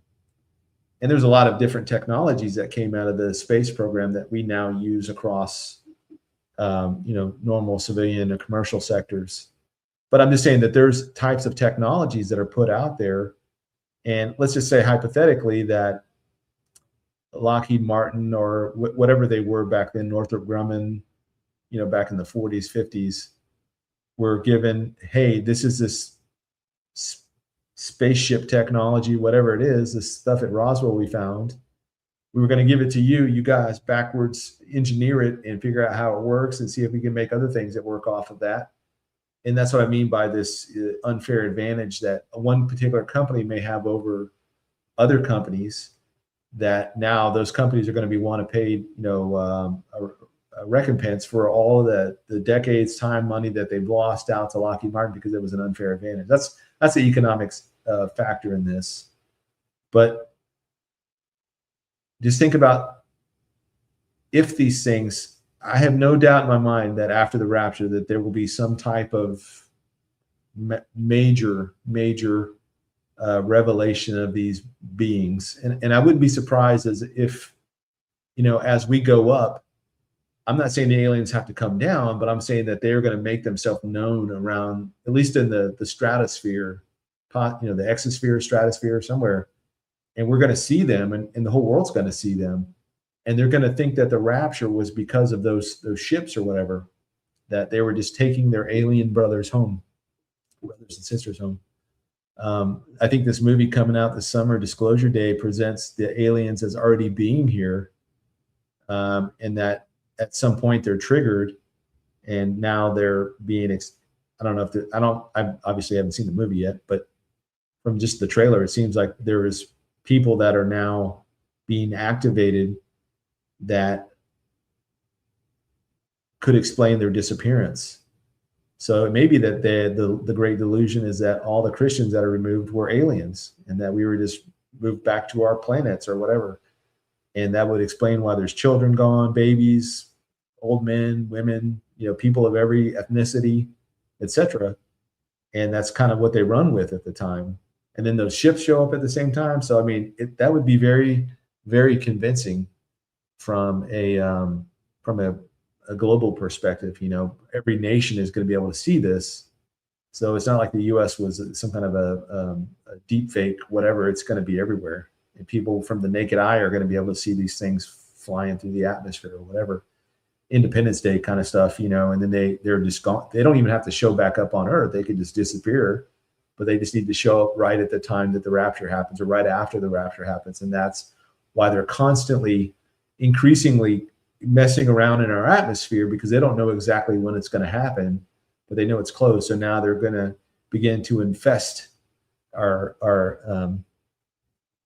atmosphere to let their presence be known in an undeniable way, so that when the time does happen and then they show up in mass, I think that's going to be very convincing to the world that people were not raptured by Jesus Christ, that they were taken up by aliens or caught away or whatever to some spaceship. That will feed into the mass deception, again, amplified through the global mouthpieces of the world. Already, you're already talking about a society largely in the West that is completely bottomed out in terms of ethical, moral, intellectual, every kind of metric you can measure mankind by. We're at the bottom of the barrel now. We're the most advanced we've ever been, and yet we are probably the most morally bankrupt of any generation that's ever lived. And then lastly, we have the theological confusion, distortion of the gospel, the explosion of false teachers, false messiahs, all competing with the truth in a world that is convinced that truth is subjective.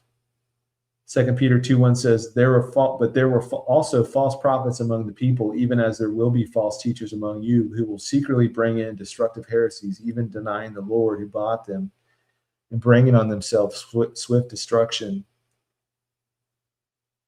Right now, I think within Christendom,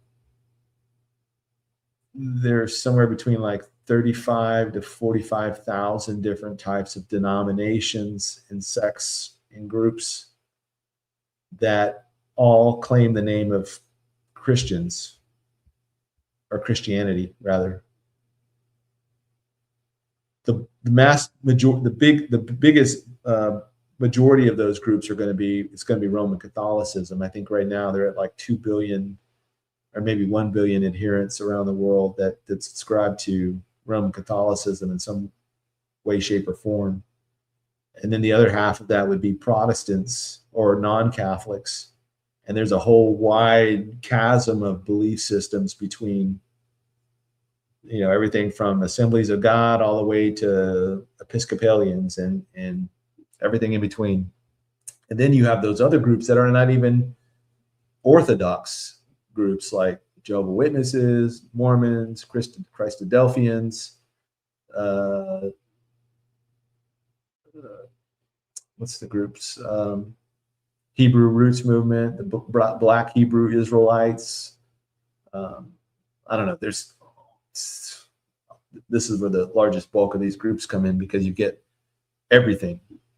You've got Chrislam, you've got groups that blend Christianity with Buddhism, you've got groups that blend Christianity with Hinduism, you've got Christian groups that blend Marxism, Christian nationalism. I mean, on and on and on and on. There's very, very little of just your true Bible-believing remnant church, right? That's out of that 1 billion that are non-Catholic, you probably have, I don't know, probably like a tenth or maybe 20% of that is actual like evangelical Bible-believing Christians that take the Word of God seriously. And then out of that group, how many of that group is actually watching and waiting for the Lord return? Well, you got to factor in all the different eschatological positions, from amillennialists to postmillennialists to preterists to panmillennialist. And then within the even smaller group is the premillennialist. And then you have those groups divided up into pre-trib, mid-trib, pre-wrath, post-trib. So in terms of just the pre-trib community, we are increasingly a minority. And so I think it was in, was it Luke 18, where Jesus said the parable of the persistent widow, that when he returns, will he really find faith on the earth again? Yeah. I think out of 8 billion people, you maybe have half a billion that are like truly born again, Bible believing Christians. And out of that, there's only even less smaller fraction that are actually looking and waiting for his return. So itching ears and all, false prophets, false Christ, everything that Jesus laid out in the Olivet Discourse is playing out in spades today. And like I mentioned many times before, I look at like Daniel 70 weeks and Daniel 9, 24 through 27 as the thesis. It sets the stage for everything that will take place and it is going to take place, fits in that confine from the times of Daniel all the way up until the last days. And we see the outline, the prophetic outline given to us in the Olivet Discourse in Matthew, Mark, and Luke. That's for the world, that's for the Jews and the Gentiles. And then we see the upper room discourse in the Gospel of John for the believers, for the Christians. And don't take my word for it. Read it for yourself. Matthew, Mark, and Luke are called the Synoptic Gospels because they're very similar in style, structure, and how they're put together. John's Gospel is not the Synoptic Gospel. It's I don't know what it's called in terms of its title like that, but it is not a Synoptic Gospel. It stands apart. It's the last Gospel written in the 80s, at some point in the 80s. And it does not have an Olivet Discourse. It has an upper room discourse. And who was in there? It was these 11 disciples. Judas having already departed to go betray the Christ. That leaves the 11 plus Christ in there, and he begins to lay out to them what's going to happen after he dies. And he says, John 14:29, I tell you these things ahead of time so that when they happen, you will believe. I'm telling you guys this stuff ahead of time so that if the rapture happened in 5 minutes from now, and somebody finds this video, they know that it wasn't aliens, that we were talking about this beforehand. We're telling people what's happening beforehand so that when it happens, they will not be caught up in this in the great delusion. So what is our response in all this? 1 John 4:1, Beloved, do not believe every spirit, but test the spirits whether they are of God, because many false prophets have gone into the world. When I talk to any group, like I did the other day with the gentleman in Walmart, I always am curious as to find out, and you can always get to really the heart of whatever the issue is, whatever group you're talking to, no matter what they tell you, just ask them, who is Jesus to you? And if they tell you, if he's anything other than the Son of God, God come in the flesh, then you can immediately discard anything they say afterwards. And I know a lot of groups these days have gotten wise to that, so they may not come out directly and say what they really think or what they're really taught. Like the Mormons are not going to just come out and say, yeah, we believe Jesus is the spirit brother of Lucifer. Even though that's what they believe, they're not going to come out and say that. You have to kind of get into the weeds with them and force them to basically admit that, yeah, that's what we actually believe. Same thing with Jehovah's Witnesses. They will say that Jesus is not equal to the Father. There is no triune Godhead, Father, Son, Holy Spirit. The Spirit is like a force. Jesus is a created being, but Jehovah is the real true God, right? The Alpha and the Omega. So then, again, they probably won't come out and say that. But if you can get them to tell you who Jesus is, that's a great way to test the spirits. And, so Not to say that you have to believe in the pre-trib rapture to be saved, because you don't. But you can see where people are when you ask them kind of a position like, where do you stand on the rapture? And they'll either say, I don't believe in a rapture, where you kind of know where they stand right there across a lot of different things. Or they say, well, no, I believe the rapture happens at the end. So then, and I'm not saying that you do that to make assumptions about people, but a lot of times we don't have hours and hours of time to sift through these conversations and figure out what it is exactly believe. So these labels, titles, whatever, are helpful in that sense, that you can kind of cut through all the fog of war, as it were, and get to the heart of the matter and figure out what it is that they're trying to tell you, or what it is they're trying to push on you, so that you can kind of very quickly engage or disengage, or at least engage knowing ahead of time what you're getting into with this, whatever that person is trying to tell you. And there are a lot of different, there's a lot of different people think Jesus is a lot of different things. They think he's an ascended master. He's a reincarnation of somebody. There's a guy on Substack. What's his name? He's a Russian guy that thinks he's Christ. He says he's the latest reincarnation of Christ. And oh man. Anyways, there's a lot of fake false messiahs out there. So discernment, you have to exercise discernment these days, and you have to be in the Bible. If you don't know what the Bible says, you're going to be so easily led astray. And if you know your Bible and you believe it, it's going to be dang near impossible to move you off that rock, as it were. You built your house upon the rock and not upon the shifting sands, right?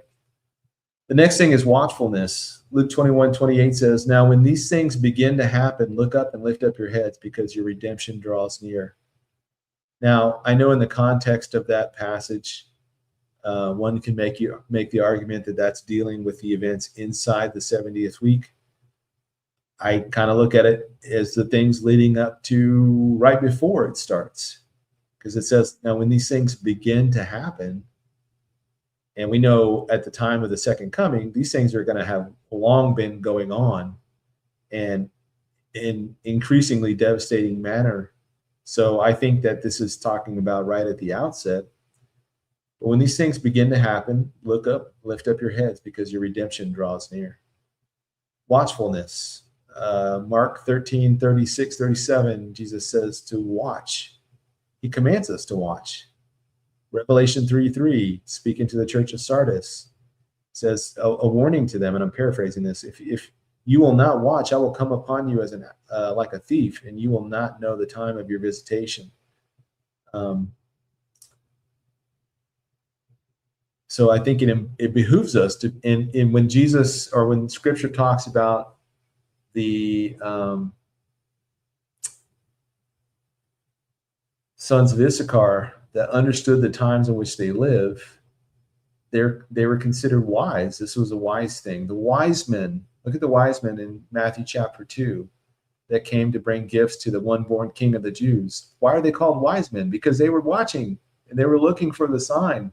They said to Herod, we've seen his star, speaking of Jesus. We've seen a star from the east and we came to worship him. Well, how would they know if they weren't watching? They were watching. That's why they understood the times in which they lived, and they were called the wise men. Simeon, Anna, two of the only two outside of the shepherds and the wise men that we see in the early Gospels, where they recognized who Jesus was and worshiped God and thank God to live to see that day, because they were watching and waiting for it. And I think there, as it speaks in Luke chapter 12, there's a special blessing for those who watch and wait and are found watching when he returns. This is not some type of frivolous hobby that we partake in. This is a reality we know that is quickly coming upon the earth, and it's not going to be slowed down by our disinterest, and it's not going to be slowed down by public opinion. It's not going to be slowed down because President Trump decrees it, or any other president decrees it. It's coming, and it cannot be stopped. and it's going to happen regardless of whether we watch or not. And I would rather be found watching and waiting for his return rather than to just go about back into the world, not caring, and that day catch you unawares. So even as a believer. The last thing is faithfulness. Revelation 3:11 says, "Behold, I am coming quickly. Hold fast what you have, that no one may take your crown." The crown of righteousness for those that Paul talks about that are watching and longing for his return is awarded to those who are watching and waiting for his return. The five crowns that are listed in Scripture, that's one of the crowns, is a crown for watching and waiting for and longing for his return. So I think from God's perspective, we're doing the right thing by focusing on this. And as I've said many times over the years, I can walk and chew gum at the same time. I can watch and wait for the Lord to return, and I can still be useful here and now, and so can you. You can do those same things, and you are. And your efforts, if you're volunteering at a food pantry or helping at a nursing home or praying for your family and friends and loved ones in your closet or in your private time, what's done in private and what's done like that is going to be rewarded openly by God. And so don't think that your efforts are without effect. For one, they are being affected here on the earth because God is actioning those prayers every single day, all day long, all around the world. And number two, you are going to be rewarded for watching and waiting and for being found faithful and watching for his return, especially now. In the generation that we live in Matthew 24, I think it's 34.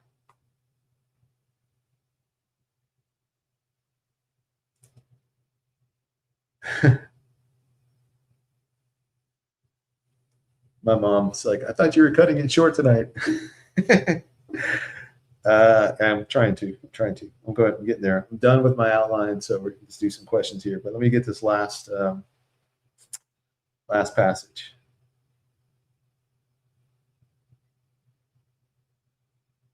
Matthew 24. I don't know where my Bible is. Let's see here.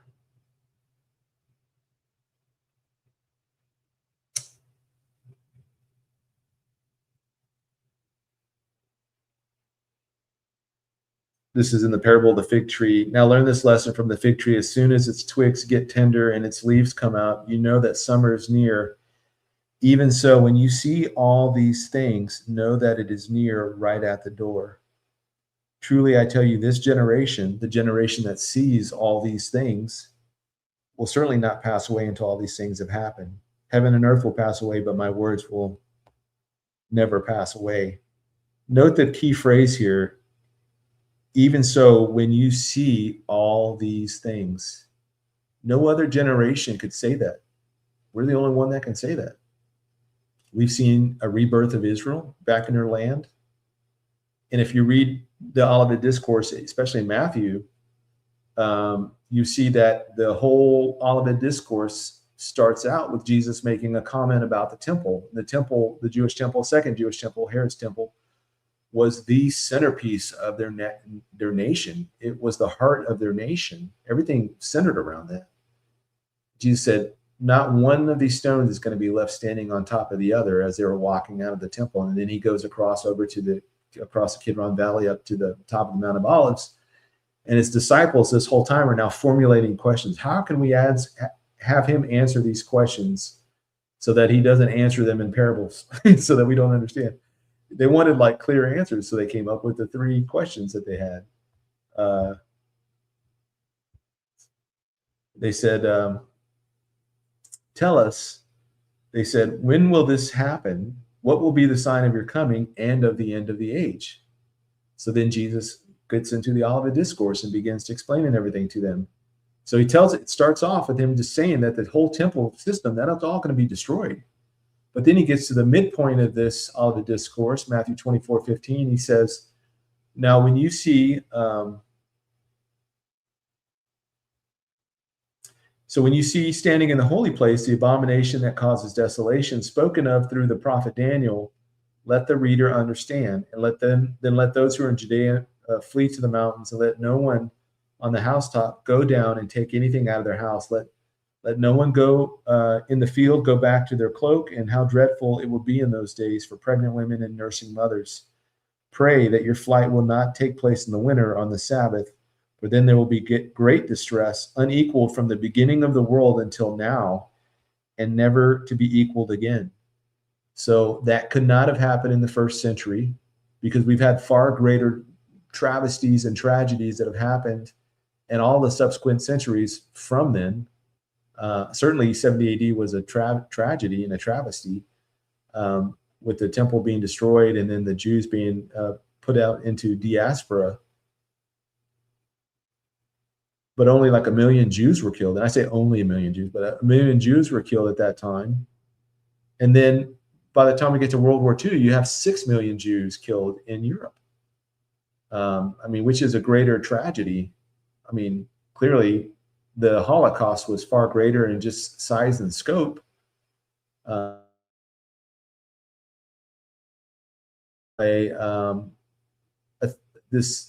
There's got to be another temple standing, because at the end, this is after he gives all these signs, and it seems to indicate a long period of time.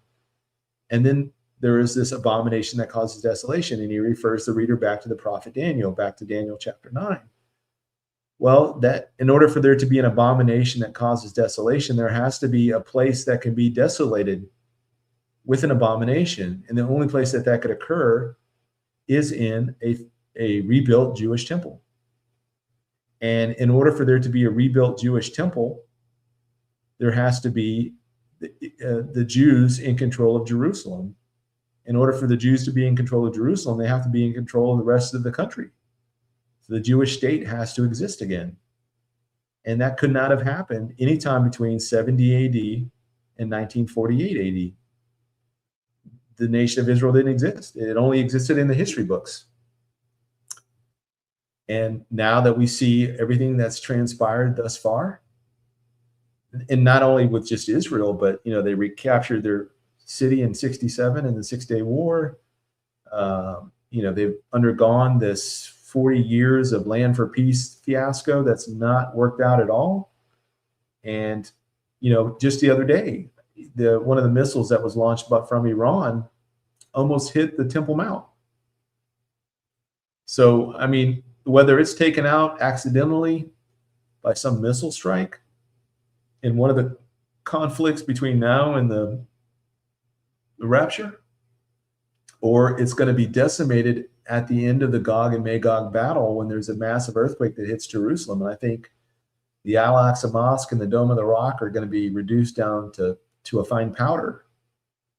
And at that point, there's not going to be anything stopping the Jewish people from rebuilding or demanding their third temple be rebuilt, especially after God supernaturally delivers them from the battle of Gog and Magog. And again, they think that's the end, because after chapter 38 and 39 of Ezekiel, which is Gog and Magog, you have chapter 40. And from chapter 40 on, it's about this rebuilt Jewish temple. And they believe that they will have arrived at their messianic age, because they don't have the book of Revelation. They don't have the Olivet Discourse. They don't have Second Thessalonians. They don't have the New Testament. So they don't recognize any of that. They think they're done, which is why they have no qualms in making some kind of a peace deal with some new European version of Donald Trump, some great charismatic new leader that rises up and is friendly to them and is bringing the world back under control from the chaos of the aliens or whatever that took all the Christians. So their guard's going to be down as well. And they're going to think, well, hey, we've got this temple. Now God's got to protect us. We're safe. We're good. So that's kind of the mindset they have going on into the 70th week of Daniel. Whenever the rapture doesn't start the 70th week of Daniel, Daniel 9:27 starts the 70th week of Daniel. So whenever that covenant is confirmed, it could be the Abraham Accords. It could be some new covenant that we haven't been exposed to yet. The Cyrus Accords that are coming. Whatever the case is, there's going to be some new type of, or some existing peace deal or something that the Jews and their surrounding neighbors sign on to. And this is what starts the clock on the 70th week. And then from that point on, divine interjection begins to happen upon the earth with the opening of the first seal. When Jesus opens that first seal, then the rider on the white horse comes forth, and then the rider on the red horse, and then the black horse, and then the pale horse. So all of that's coming. And we're in this cone of confusion right now because so many things are happening on so many different levels. And the world is completely unstable and increasingly becoming destabilized because we're moving out of one phase of mankind into this new phase. And whether you want to call it the fourth industrial revolution, the fourth turning point, Fortress America, whatever it is, it's a huge shift from the way we had been doing things. And it's very chaotic. And right now, everybody around the world is increasingly calling for peace and security. And just like what the Bible said. All right, so that's my talking tonight. God, 2 hours. Ugh. I'm the worst at tracking my own time. All right, let's do some questions. Let's do like 5 questions, and then I gotta bounce after that.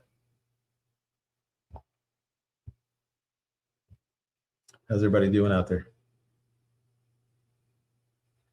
Michael 777 says there's a Gog-Magog battle after millennial reign. It must be a dual prophecy. I don't think it's a dual prophecy. I think it's similar in the sense that when we talk about Ezekiel 38, the array of nations that are happening, that are coming against Israel, they're coming from every direction. And that's going to be the same scenario at the end of the millennial reign of Christ, where during Satan's little season, which we're not in right now, but during that time period, he is going to rally the unrepentant masses like the sand on the seashores around there. It's going to be a massive number. They're going to march on Jerusalem and try to overthrow Christ, ruling it from there, and they're just going to be decimated in a moment. That'll be it. After that, there's a great white throne judgment, and then we move into it's unscripted for us because we don't know, but for God, he's got the rest of eternity lined up for us. All sorts of exciting things about to happen. All right. From Set X Leo, question: Do you the rapture will happen the second after the last person comes to Christ in Jesus Christ, or after the last person comes to believe in Jesus Christ? If so, seems like we are much further away than we think, given the amount of people still coming to Christ. Or I'm assuming that I'm reading into what you're writing there. That we don't know. I mean, the fullness of the Gentiles, we know that even though we're talking about the church, the end of the church age, there will be Gentiles that come to faith afterwards, part of the tribulation saints. So I used to think that that was a Jack Kelly grace through faith position that I kind of believed is, but we don't know. I think that the last Gentile believer that comes to faith, so long as he or she comes to faith within the prescribed time that God has allotted for the church age, and then when that time is done, then that time is done, and for the church, and then everything shifts. The focus shifts back to the nation of Israel. So I don't think we're that much further out. I think we're seeing the gospel spread in a lot of places today. The only exception I will make to that, and I'm not trying to downplay imminence or anything like that, but it would be interesting to see North Korea, a place where the gospel is spreading, but very, very, very, very secretively and very, very slowly. I think there could be some event in North Korea where they're opened up for a little bit of time and the gospel comes in. What that looks like, how that happens, I have no idea. That may be a tribulation event. I don't know yet. But I think that there is going to be many North Koreans that come to faith. And they may be part of the tribulation saints. I'm not entirely sure. But what we know from Scripture is that the Antichrist is not going to tolerate any other world dictators that have power and autonomy, they are all going to bend the knee to him. So whether you're talking about Kim Jong Un or Xi Jinping or Putin or Trump or whoever, everybody's going to bend the knee to this Antichrist character because he is going to become the world leader. And there's not going to be any little hermit nations out that can kind of just do their own thing. No, he's going to. So in order for that to happen, he's got to break down their control over those countries, and they're going to have to open up so that he can dominate them. But there's a window of time where their gospel could get in there. And, hopefully that happens this side of the rapture, but I don't see that happening given the amount of time I think we have left. Am I frozen?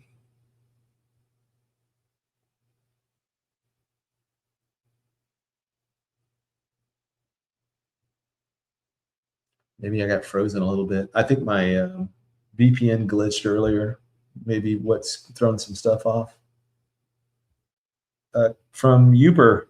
Hey, Uber. If angels are messengers and appear as men, could they be men from the past who died and went to heaven?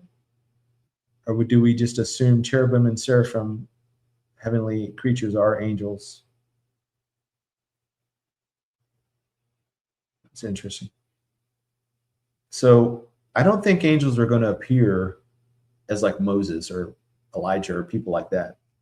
I think when angels appear, they always appear as whatever they look like, unless they're incognito, which we know in Hebrews that they can appear as humans, and we're entertaining angels unaware. I think angels are going to appear, if they're going to appear as angels, they're going to appear what they look like. Holy angels will. Now, false angels, fallen angels, I think will absolutely work on that deception platform. So they're going to come appearing as whoever. So that is certainly a possibility. Now, when I said, remember I read back from Genesis 1 talking about, sex, male and female, etc., not gender. When God says in there, let us make man in our image, he was talking about the Godhead, because angels appear, any number of ways. There's a little meme I like to share, and it's got this white fuzzy cat. And on this cat, whoever had this cat had put all those little googly eyes all over it, and you see in scripture all the time when an angel appears, it's like, fear not. And then it says also angels, and it's got this cat with like all these eyeballs all over it. So I think we're going to be surprised at the variety of types of angels that we have not even been privy to yet. And there's going to be so many angels. So all that to say, we are not made in the image of angels. Rather, they take on our form, or they take on the form of God, because not that they take on the form of God, but we're made in his image. So he must look in some way, shape, and form like us, like 2 arms, a head, legs. He's not like an octopus, or you see a lot of these like science fiction movies that show space creatures that look all manner of ways, but we're made in his image. And so when angels appear as men, they are appearing in the form of the image of God, because we are made in his image, right? So they're appearing as men. And again, I don't think holy angels are going to do that duplicitously. Is that the right word? Duplicitously. They're not going to be there doing that in a way to deceive people. From Ghoster, Ezekiel 3:18, do you think this should be preached on more today? Ezekiel 3:18, I don't know what that is off the top of my head.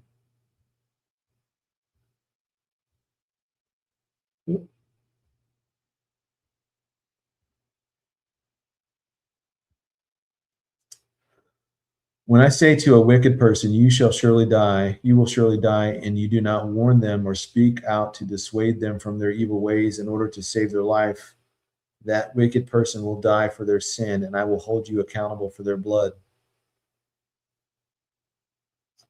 I don't think that we're, hey, thank you, Rick. I appreciate that. So I'm of the mind that we are commissioned by the Great Commission to go out and share the gospel with the world. And we are called to be salt and light. And I think in the role of the watchman, that God has stirred up in the hearts and minds of various people throughout this generation and in generations past to focus on the Lord's return. Now, we're like, it talks about in 1 Corinthians 13 and in those kind of middle chapters there in Corinthians, talking about that we are many parts but one body, that we all have different callings and gifts and callings that the Lord has put on us to affect some particular thing that is going to be in our life, in our circle of influence that we can affect. And God has drawn us to those things, right? So if I lived in an area where poverty was endemic, it's fine to have a focus on prophecy and to focus on the Lord's coming. But he may have gifted me in the ability to have the means to provide food and clothing and donate money to homeless shelters and all that, all those sorts of things. Or he might have called somebody to be a preacher or a teacher of a Sunday school. And you go on to influence that one person that goes on to influence 20 other people. And so we're not responsible for the results. We're only responsible in the telling. And God is the one that gives the growth. We either plant or water, but God is the one that gives the growth or the increase. So I think in the regards of their blood being on our hands,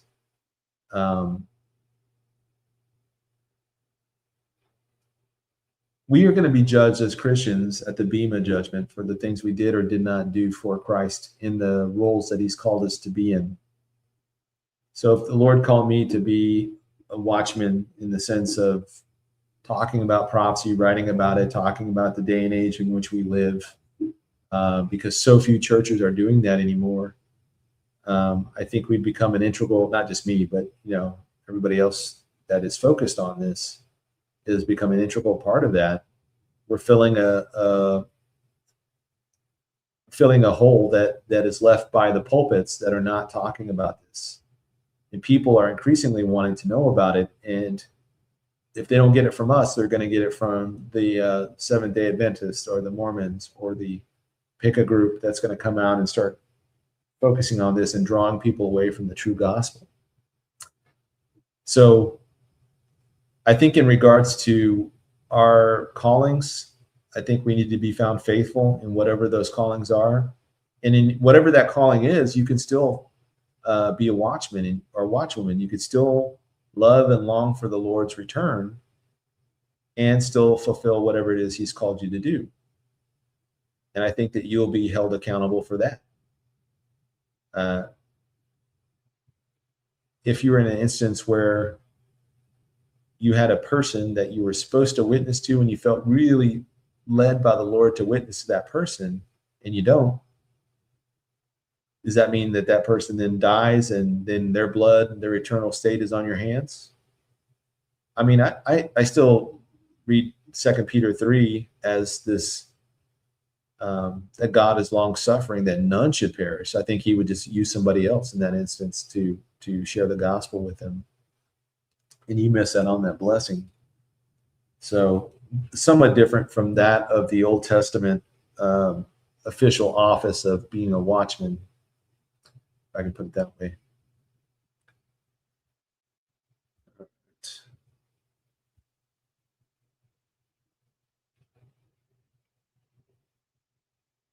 From Patrick Hart, as Michael battles the Prince of Persia, 21 days pass for Daniel. Do you suppose because of the battle was in the spiritual dimension, time was passing differently for them? Could be. They could have fought in their realm, I guess. They could have fought for like an hour, but in human terms, that's 21 days. There's certainly a possibility, because I've always believed that when you step out of time and space into the next, or into the heavenly dimension, if you want to call it that, they are not bound by time and space like we are. So time, I think, does work differently for them. And even the fact that John in Revelation 4 is caught up to heaven as an old man, and then he's shown all of this stuff, everything from the throne room scene to the opening of the seals and the trumpets and the bowl judgments and everything in between. That 5 minutes could have passed on the earth and he's back, but he's been there for, all that time. And, I don't know. So I just think time works differently when we step out of our world, physical reality into the next dimension. That it could be an hour that they fought, and in our terms, in our reality, it was 21 days. So certainly a possibility. Interesting to consider that. From To the Dude, any idea why the beast in Revelation is referred to as it and not as he? Why was it thrown into the lake of fire at Jesus' second coming and not judged at the white throne? Well, let's see what it says. I know the image of the beast is referred to as an it, and I know that the beast system is referred to as an it. So you got to remember that the beast is both the man and the system.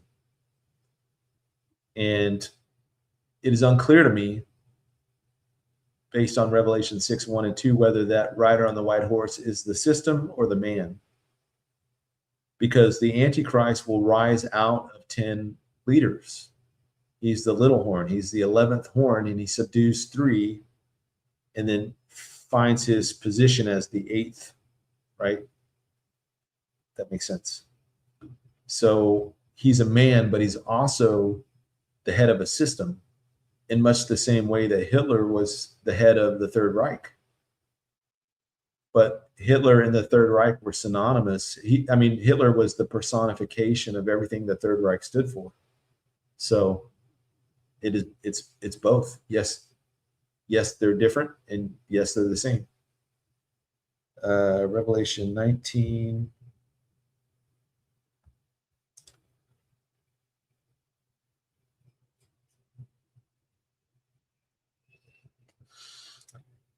Verse 20, but the beast was captured, and with it, the false prophet who had performed the signs on its behalf.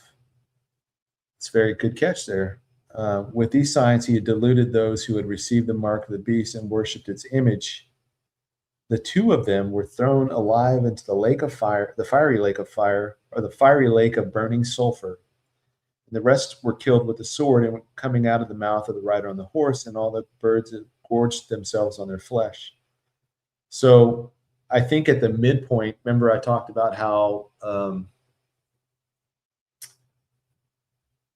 the Antichrist goes from being the man of sin to the son of perdition, or the lawless one to the son of perdition. No, it's the man of sin to the lawless one, or to the son of perdition, sorry. I think at that midpoint, he takes on, or is possessed by, or inhabited by Satan, and he is now become Satan manifest in the flesh. Because now Satan, remember in Revelation 12, he is confined to the earth. He cannot, as he's cast down to the earth, he is no longer able to travel interdimensionally, or travel to the heavens, or travel throughout the universe, the cosmos. He's limited to the earth like we humans are. And that's why he says, beware, for Satan is coming down with having great wrath. I'm completely paraphrasing that. So I think very much he could possess this man. And at that point, he is no longer a he is an it. He's no longer purely human. And the same thing with the false prophet. Because neither of them go to I don't know. They're thrown straight alive into the lake of fire. I don't know if they're ever pulled back out to stand at the great white throne judgment, but it doesn't seem to occur there, since even those that die go to hell, and then at the end of the 1,000 years, they're brought back up for the great white throne judgment.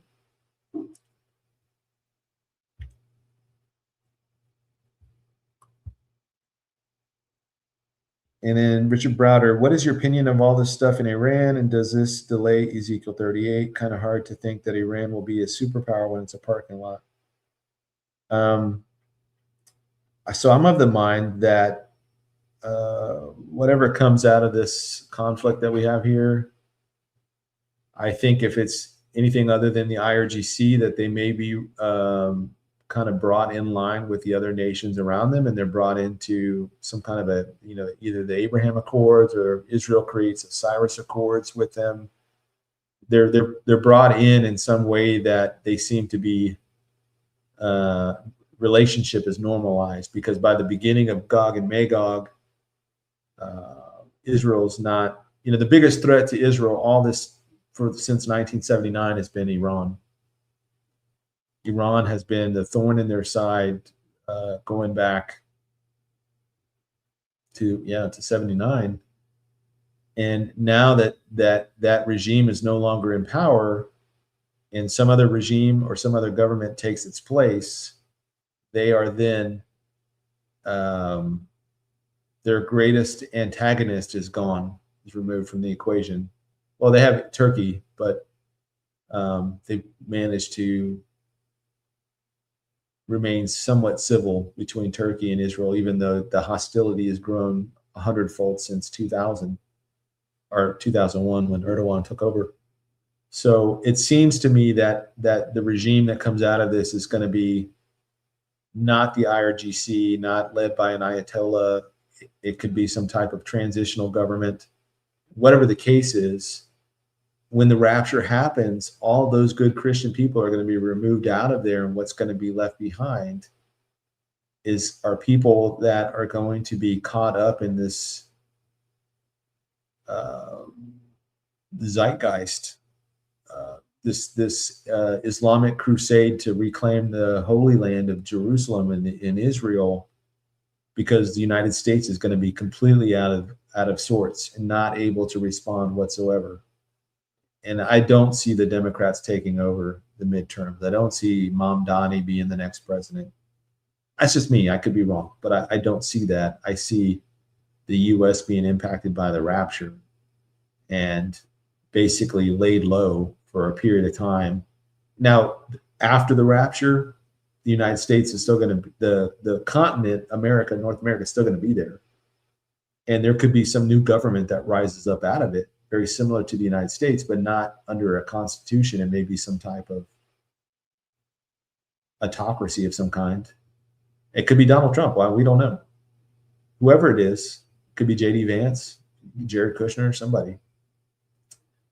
And then they may become the dominant power after, and this is after Gog and Magog, and for a time, and then they're destroyed again at some point, because the focus of the story goes back to the old world. It goes back to Europe, Africa, Asia, and the Middle East. We hear hardly anything about anybody's outside of that. And as I posited on previous programs where I've talked about the trumpet judgments, the first two at least, a third of the trees and the grass burned up. That's America's North, Central, South America. We have a third of all the trees in the world. And then a third of the oceans is the Atlantic. So if God is intending to channelize all of the world's populations back into one geographic area, which is the old world, like it was in the beginning, then he seems to be cutting off the new world and laying waste to it, so that we're not even in the picture anymore.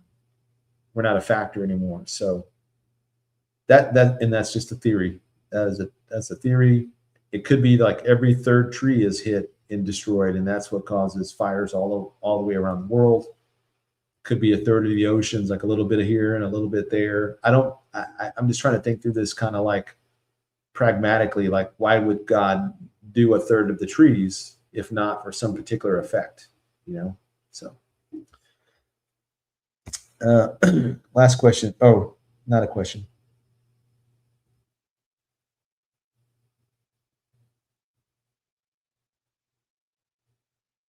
Yes. Okay. Thank you, Stacy, too, for coming on and being one of the new moderators.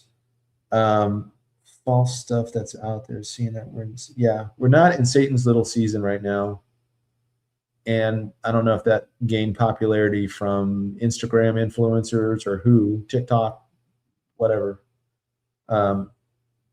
Certainly we don't live in a world, when you read through Revelation 20, which Revelation 20 can be found in other passages in the Old Testament describing the kingdom age, like I think Isaiah 65, 66, Isaiah 11, Isaiah 2. Trying to think through all the other paths there. I'm sure there's tons more, but the world has not lived through a millennial kingdom yet where Christ is ruling and reigning from Jerusalem. That's one. If you talk to Reformed theology folks or people that subscribe to amillennialism, they believe that Christ is, an amillennialist will say that Christ is currently ruling and reigning from heaven, and that the end isn't some 21 judgment 7-year time period, blah blah blah. They don't see any of that. They don't see the millennial kingdom on the earth where Christ is ruling and reigning from Jerusalem. And this whole idea is very Roman Catholic because it was first popularized by Augustine in the 4th century or 5th century rather. But in the 3rd century, 299 to be more specific, you had the Schism of Nepos, and this is a small fragment that was that remains that was spoke on by what's this guy's name? He's a church father, church historian in the 4th century.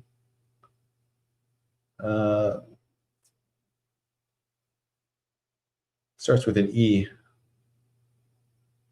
Anyways, he was commenting on this, talking about the Schism of Nepos, and Nepos was coming out speaking against amillennialism, and he called it a heresy, and saying that people that held to that were heretics, et cetera, et cetera. Well, 100 years later, Augustine, who was a very influential theologian of his day, wrote The City of God, and he is the one that is popularized this idea that Christ is going to rule and reign from Eusebius. Thank you. He is going to rule and he's ruling and reigning from heaven, and that the church is going to rule and reign from the earth, which necessitated the need for the state church at that time, which was what would become the Roman Catholic Church, to have a leader of this church. He would be the head of this church on the earth, and then Christ would be the head of the church in heaven going forward for the rest of time, right? And that's why we've had all these popes, right? The Bishop of Rome is the Pope. He's the head of the Catholic system, and he's ruling and reigning vicariously for Christ on the earth while Christ is ruling and reigning from heaven. Never shall the twain be brought together. So that's why his title is called the Vicar of Christ, because he rules vicariously for Christ on the earth. And when he sits on the throne at St. Peter's Basilica or Cathedral, whatever, and he sits on St. Peter's throne, that's what they call it, and he's speaking ex cathedra. When he speaks, he's speaking God's words out of his mouth.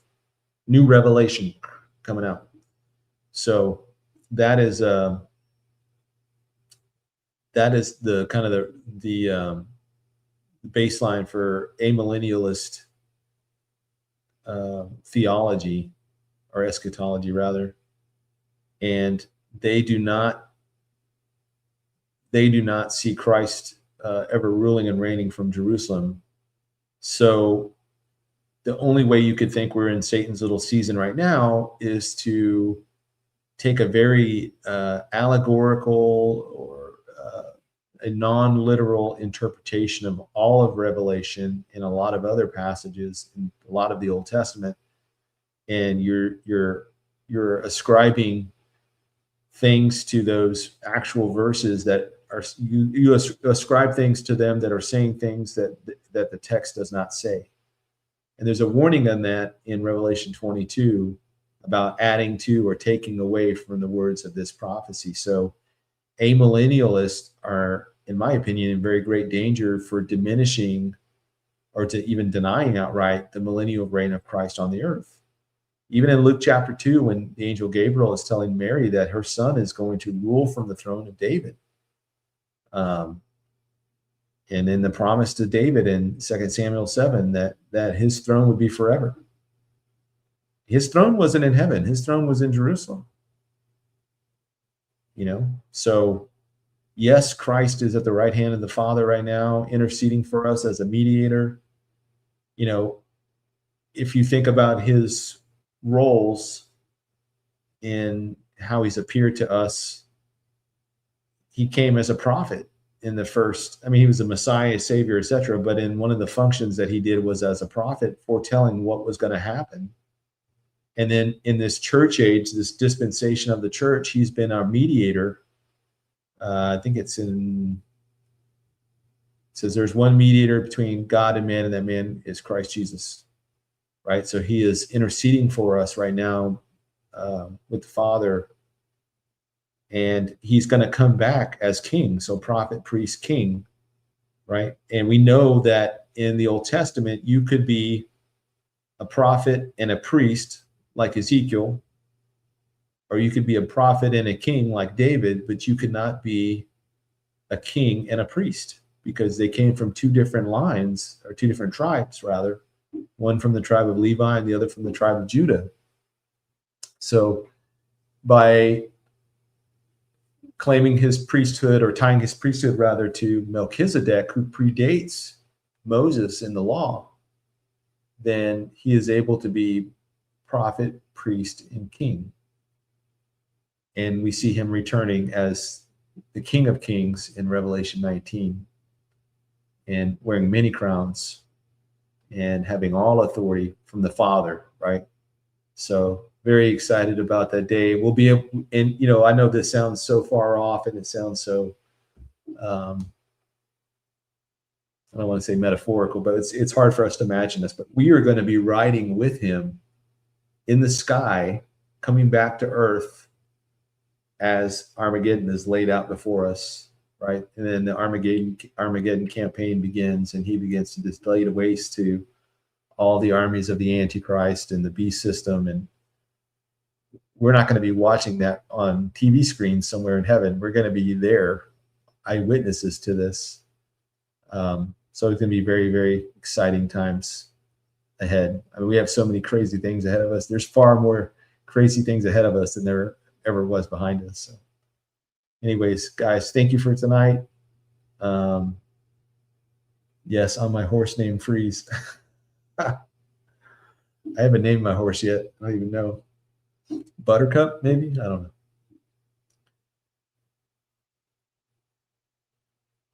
Oh. Yes, thank you guys for hanging out tonight. Again, I'm very, very thankful for your fellowship, your friendship. Again, prayers for me and the family. I'll keep praying for you guys.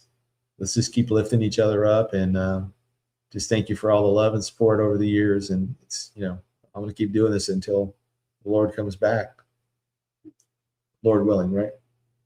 So thank you guys. God bless you. Have a good night. Again, I'm going to be recording with Pastor Mike Spalding on Thursday. Again, I don't know when he'll release that. But when he does, it'll be the first time I've ever interviewed with him. So that'll be a good new experience for me. And then that following week, I'll be recording with Ricky Scapero from End Time Headlines, talking about, I think, disclosure, alien UFO stuff. And then I'll be doing a video with Tyler at some point. I know he wants to do it, so within the next couple of weeks, we'll get it done, and it'll probably be a live stream. So we'll be talking about the Final Four and the final year of this Final Four that we discussed in the 4 years. Think about it, man. That 4 years has flown by. And look how much has happened in these 4 years prophetically. So I'm very excited about talking about this Final Four with you guys. So love to you all. God bless you all. And see you next time. Maranatha.